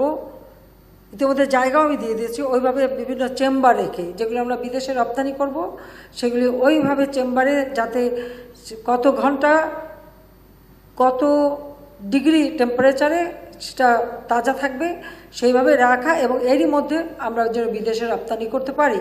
অর্থাৎ রপ্তানি ক্ষেত্রটা প্রসারিত করবার জন্য আমরা আমাদের কৃষি পণ্য বা খাদ্যপণ্য বা এটা প্রক্রিয়াজাত করা, সেগুলির উপরে আমরা গুরুত্ব দিচ্ছি। আর সাথে আমাদের আইসিটি ডিভাইসগুলি তৈরি করা, সেটি এভাবে বিভিন্ন যেমন এমনকি আমাদের চামড়া শিল্প, আমরা স্লটার হাউস, খুব মডার্ন স্লটার হাউস তৈরি করে দিতে চাই, যেখান থেকে একেবারে এই যে চামড়াটা যখন খুলবে, সেই চামড়াটা যেন কোনো মতে নষ্ট না হয়, সাথে সাথে সেটা প্রিজার্ভের ব্যবস্থা থাকবে, এবং একটা পশু জবাই দেওয়ার সাথে সাথে পশুর সব কিছু কাজে লাগে। তার একবার রক্ত, তার হাড় থেকে শুরু করে মাংস তো আমরা খাই, সবই কাজে লাগে। সেগুলির সাথে সাথে প্রিজার্ভ হবে, প্রক্রিয়াজাত হবে, আমরা সেগুলি ব্যবহার করতে পারবো এবং আমরা রপ্তানি করতে পারবো। এইভাবে বহুমুখী পরিকল্পনা আমাদের আছে, আমি সেভাবে বিভিন্ন ব্যবস্থা নিচ্ছি। জানি না কতদিন সময় পাবো, তবে সেগুলি করতে পারবো। এটা তৈরি করে রেখে যাই, তারপর দেখা যাক, যদি যতদিন বেঁচে থেকে করে দিতে পারবো, আর না থাকলে যারা আসবে তারা যাতে করতে পারে সে ব্যবস্থা করব। কিন্তু টিমটা আছে। ওকে, মাননীয় প্রধানমন্ত্রী, আমি Tasmia Nuhia Ahmed, editor in charge Daily Our Time. এটা বাংলাদেশ এবং এশিয়ার first only women led English daily newspaper. আপনাকে আসলে আমরা আমাদের প্রধানমন্ত্রী হিসেবে এবং অনেক গ্রুপে দেখতে পাই, এর মধ্যে সব থেকে যেটা আমার মতো অনেক নারীর প্রিয়, যে উইমেন এম্পাওয়ারমেন্টের রোল মডেল হিসেবে আপনাকে দেখতে আমরা সব থেকে বেশি পছন্দ করি। আপনাকে প্রথমে কংগ্রাচুলেট করি লন্ডন এবং ফ্রান্সের 2 সপ্তাহের একটা সফর সফলভাবে সম্পন্ন করার জন্য। আমি খুব রিসেন্ট একটা ঘটনা নিয়ে আপনার মত জানতে চাচ্ছি, যে আমরা জানি রেইনকি ধর্ষণ মামলার বিচারের পরে আমাদের নারী ও শিশু নির্যাতন দমন ট্রাইব্যুনাল থেকে একটা অবজারভেশন এসছে বিচারকের পক্ষ থেকে, সে নিয়ে তুমুল আলোচনা সমালোচনা চলছে দেশে। তো আমরা যখন দেখি, এবং এই বিষয়ে আমাদের মাননীয় আইনমন্ত্রী, আমাদের প্রধান বিচারপতি যে পদক্ষেপগুলো নিয়েছে, আমরা সেটাকে হোল হার্টেডলি অ্যাপ্রিশিয়েট করি। কিন্তু আসলে আমার একটা প্রশ্ন ছিল, যে আমাদের যখন এরকম নারী ও শিশু নির্যাতন দমন ট্রাইব্যুনালের মতো ট্রাইব্যুনালের বিচারক নিয়োগ হয়, তাদের তাদের শিক্ষাগত যোগ্যতার ভিত্তিতেই যদি তাদের নিয়োগটা হয়, তখন কিন্তু এই ধরনের জেন্ডার বেসড ভায়োলেন্সের যে বিচার প্রক্রিয়াটা, সেখানে এ ধরনের অবজারভেশন চলে এসছে আমাদের সামনে, যেটা আমাদেরকে আসলে ভাবিয়ে তোলে। কারণ আমরা এই সময় এসেও আমরা নারীদেরকে নিয়ে এভাবে চিন্তা করছি, যেখানে কিনা আসলে যে জিনিসটা আমাদের কারোর কাছে আমরা আসলে কেউই চাচ্ছি না। তো আমার প্রশ্নটি হচ্ছে যে এ ধরনের বিচারক নিয়োগের ক্ষেত্রে আপনি তাদের মাইন্ডসেট, তাদের আপব্রিঙ্গিং, তাদের থট প্রসেস, এই জিনিসগুলো অ্যাসেসমেন্টের কোনো বিষয়, কোনো দিক নির্দেশনা কি দিবেন নাকি আমাদেরকে? ধরুন, এখানে বিচারক নিয়োগের ক্ষেত্রে তো কতগুলি নীতিমালা আছে, নিয়ম আছে, এবং জুডিশিয়াল সার্ভিসের মাধ্যমে যারা আসেন তারা তো পরীক্ষা দিয়েই আসে, শিক্ষাগত যোগ্যতা নিয়েই আসে। আর বিচারক নিয়োগ এটা কিন্তু আমার হাতে না, এটা মহামান্য রাষ্ট্রপতির হাতে এবং আমাদের চিফ জাস্টিসের হাতে। কাজে এটা বিচারক নিয়োগের ক্ষেত্রে কিন্তু সমস্যা না, সমস্যা হলো একটা মানুষের মানসিকতার উপর। কাজে এখন যিনি এই ধরনের অবজারভেশন দিয়েছে, এটা তার মানসিকতা, এটা তার ব্যক্তিগত ব্যাপার, তার ব্যক্তিগত মতামত। তবে এটা সঙ্গে সঙ্গে কিন্তু অ্যাড্রেস করা হয়েছে, সঙ্গে সঙ্গে ব্যবস্থা নেওয়া হয়েছে, এটা হলো বাস্তবতা। ধন্যবাদ। প্রধানমন্ত্রী, আমার নাম মানস ঘোষ, আমি এশিয়ান টেলিভিশনে আছি। আপনার লন্ডনের সংবর্ধনা সভায় আপনার একটি মন্তব্য খুব জোর দিয়ে আপনি বলছেন যে বিদেশে বসে বাংলাদেশে ষড়যন্ত্র করা হচ্ছে, দেশ বিরোধী ষড়যন্ত্র করা হচ্ছে। আপনি আসলে কি ধরনের ষড়যন্ত্রে রাজ করছেন, কারা করছে, যদি আমাদের কিছু পরিষ্কার করতেন। ধন্যবাদ। কেন আপনারা কি কিছুই টের পান না? আজকে বাংলাদেশের অর্থনৈতিক উন্নতি হচ্ছে, বাংলাদেশ এগিয়ে যাচ্ছে। যারা এর আগে ক্ষমতায় ছিল, আমি জিয়াউর রহমানের কথাই বলি, বা এরশাদ বা খালেদা জিয়ার আমলে 2001 সালে বাংলাদেশ পাঁচবার বিদেশে কী হয়েছে, আন্তর্জাতিকভাবে পাঁচবার দুর্নীতিতে চ্যাম্পিয়ন। আজকে বাংলাদেশে রাজনৈতিক দল, জাতীয় পার্টি, বিএনপি এবং জামাত, মিলিটারি ডিক্টেটররা ক্ষমতা অবৈধভাবে সংবিধান দখল করে তারপরে তারা ক্ষমতায় বসে এই দলগুলি সৃষ্টি করেছে। কাজে এরা হলো ক্ষমতার ছত্রছায়া তৈরি করা দল। ক্ষমতার বাইরে এদের টিকে থাকার কোনো সম্ভাবনা নেই, কারণ এদের শিকড়ের জোর নেই। বাংলাদেশ স্বাধীন দেশ, জাতির পিতা স্বাধীনতা অর্জনের পর 3.5 বছরে এই বাংলাদেশকে স্বল্পোন্নত দেশে উন্নীত করে যান, এবং আওয়ামী লীগ সরকার আসার পর সেই আদর্শ নিয়ে চলে আজকে বাংলাদেশ উন্নয়নশীল দেশে উন্নীত হয়েছে। তাহলে 75 সাল থেকে 96 সাল পর্যন্ত বা 2009 পর্যন্ত যারা ক্ষমতায় ছিল, তারা কেন পায়নি এদেশকে উন্নত করতে? পায়নি একটি কারণে, যে তারা বাংলাদেশের উন্নয়ন কখনো চায়নি, বাংলাদেশের অভ্যুদয় চায়নি, বাংলাদেশ স্বতন্ত্র একটা রাষ্ট্র হিসেবে টিকে থাকুক চায়নি, বাংলাদেশটাকে আবার তারা ব্যর্থ রাষ্ট্র করতে চেয়েছিল। 2009 থেকে 2021 আজকে বাংলাদেশের যে উন্নয়নটা, আজকে সারা বিশ্বে বাংলাদেশের একটা সম্মান, একটা মর্যাদা, এটা তাদের কাছে কখনো ভালো লাগবে না, যে কারণে তাদের ষড়যন্ত্রটা সবসময় হচ্ছে। আপনারা যদি চোখে না দেখেন, আমার কিছু বলার নাই।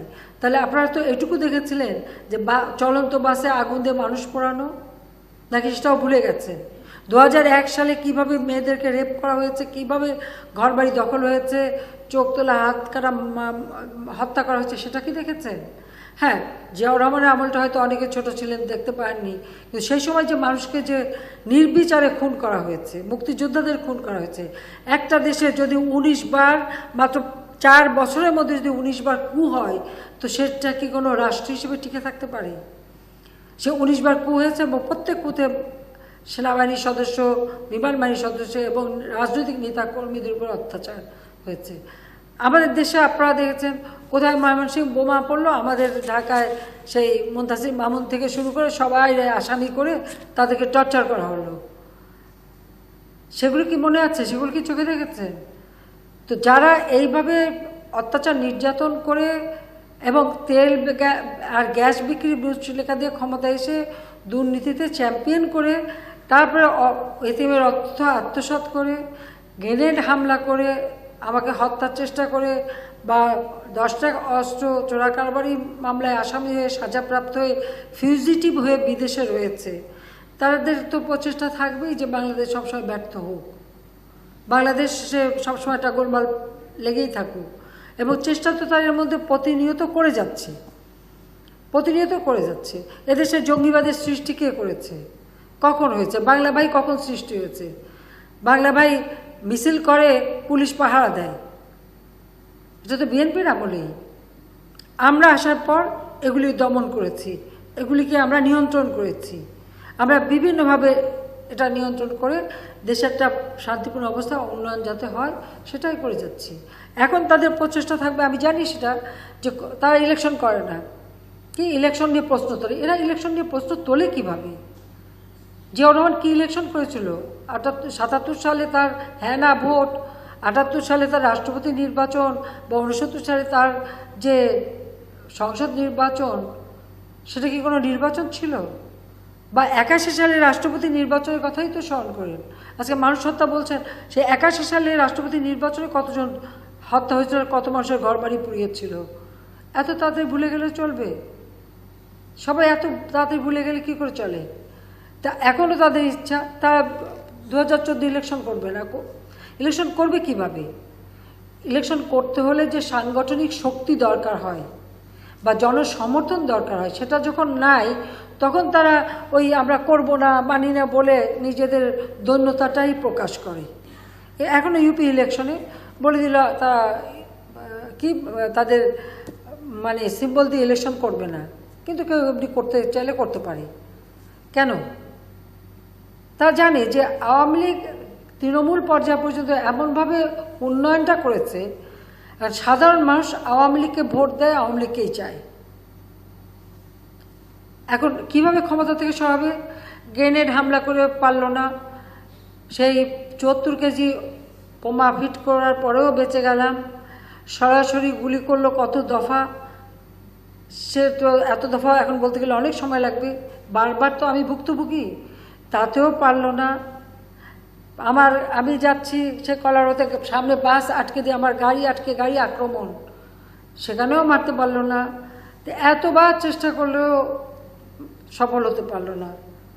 তো তাদের তো এই চেষ্টা অব্যাহত থাকবেই, কারণ সেটাই তারা করে যাচ্ছে, সেটাই তারা করবে, এটাই তাদের চরিত্র।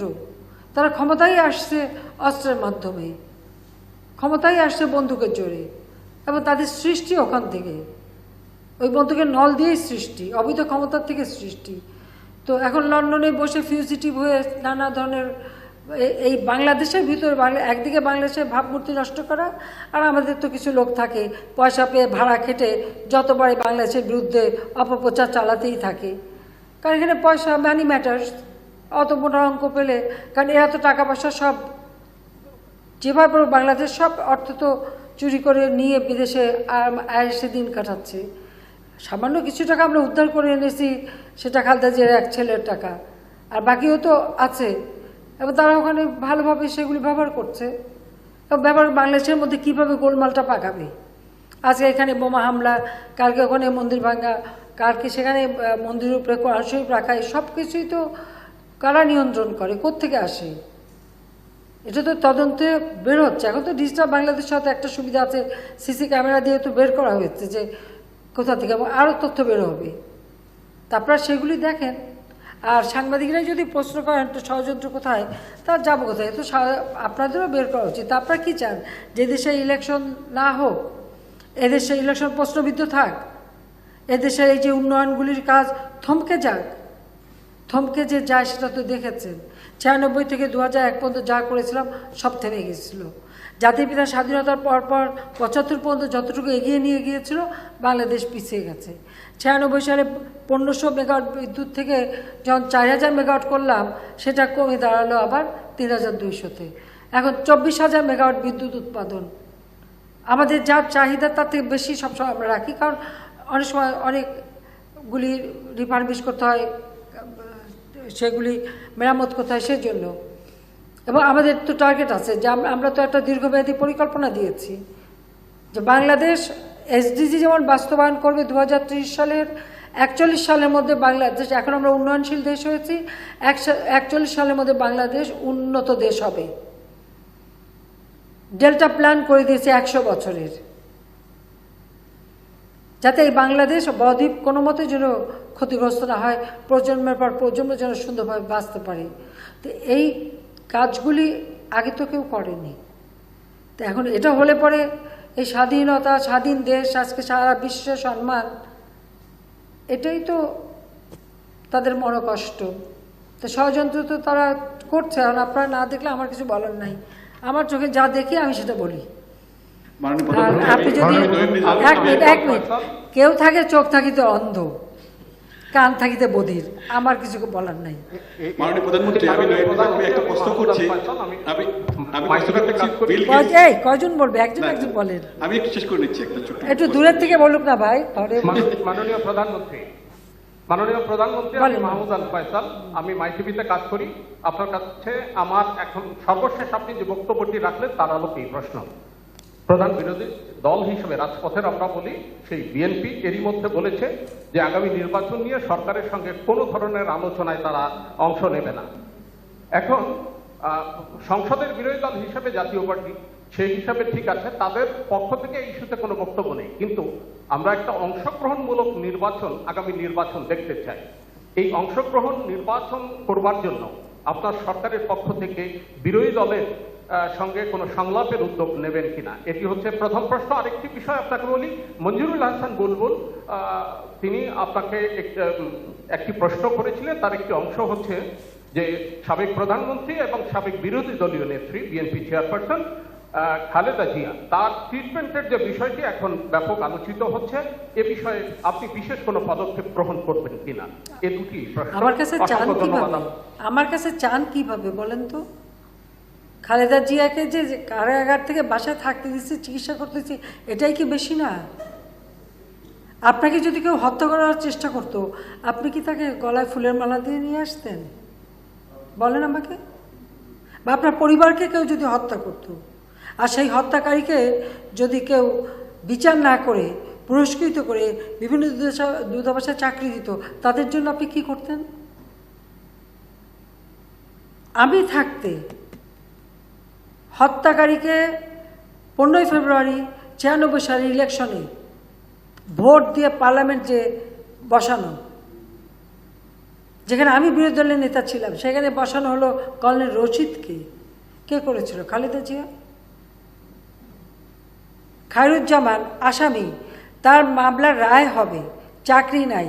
খালেদা জিয়া ক্ষমতায় এসে সে আসামিকে চাকরি দিল ফরেন মিনিস্ট্রিতে, অ্যাম্বাসেডর করে পাঠালো। পাশা একজন খুনি মারা গেছে, মৃত ব্যক্তিকে ক্ষমতা এসে প্রমোশন দিয়ে, সে সেনাবাহিনীর অফিসার ছিল, প্রমোশন দিয়ে তার সমস্ত অবসর ভাতাটা সব দিয়ে দিল। আর আমার গ্রেনেড হামলার পরে বলে দিল কি, আমি ভ্যানিটি ব্যাগে করে গ্রেনেড নিয়ে নিজে আত্মহত্যা করতে নিজেকে মেরেছিলাম।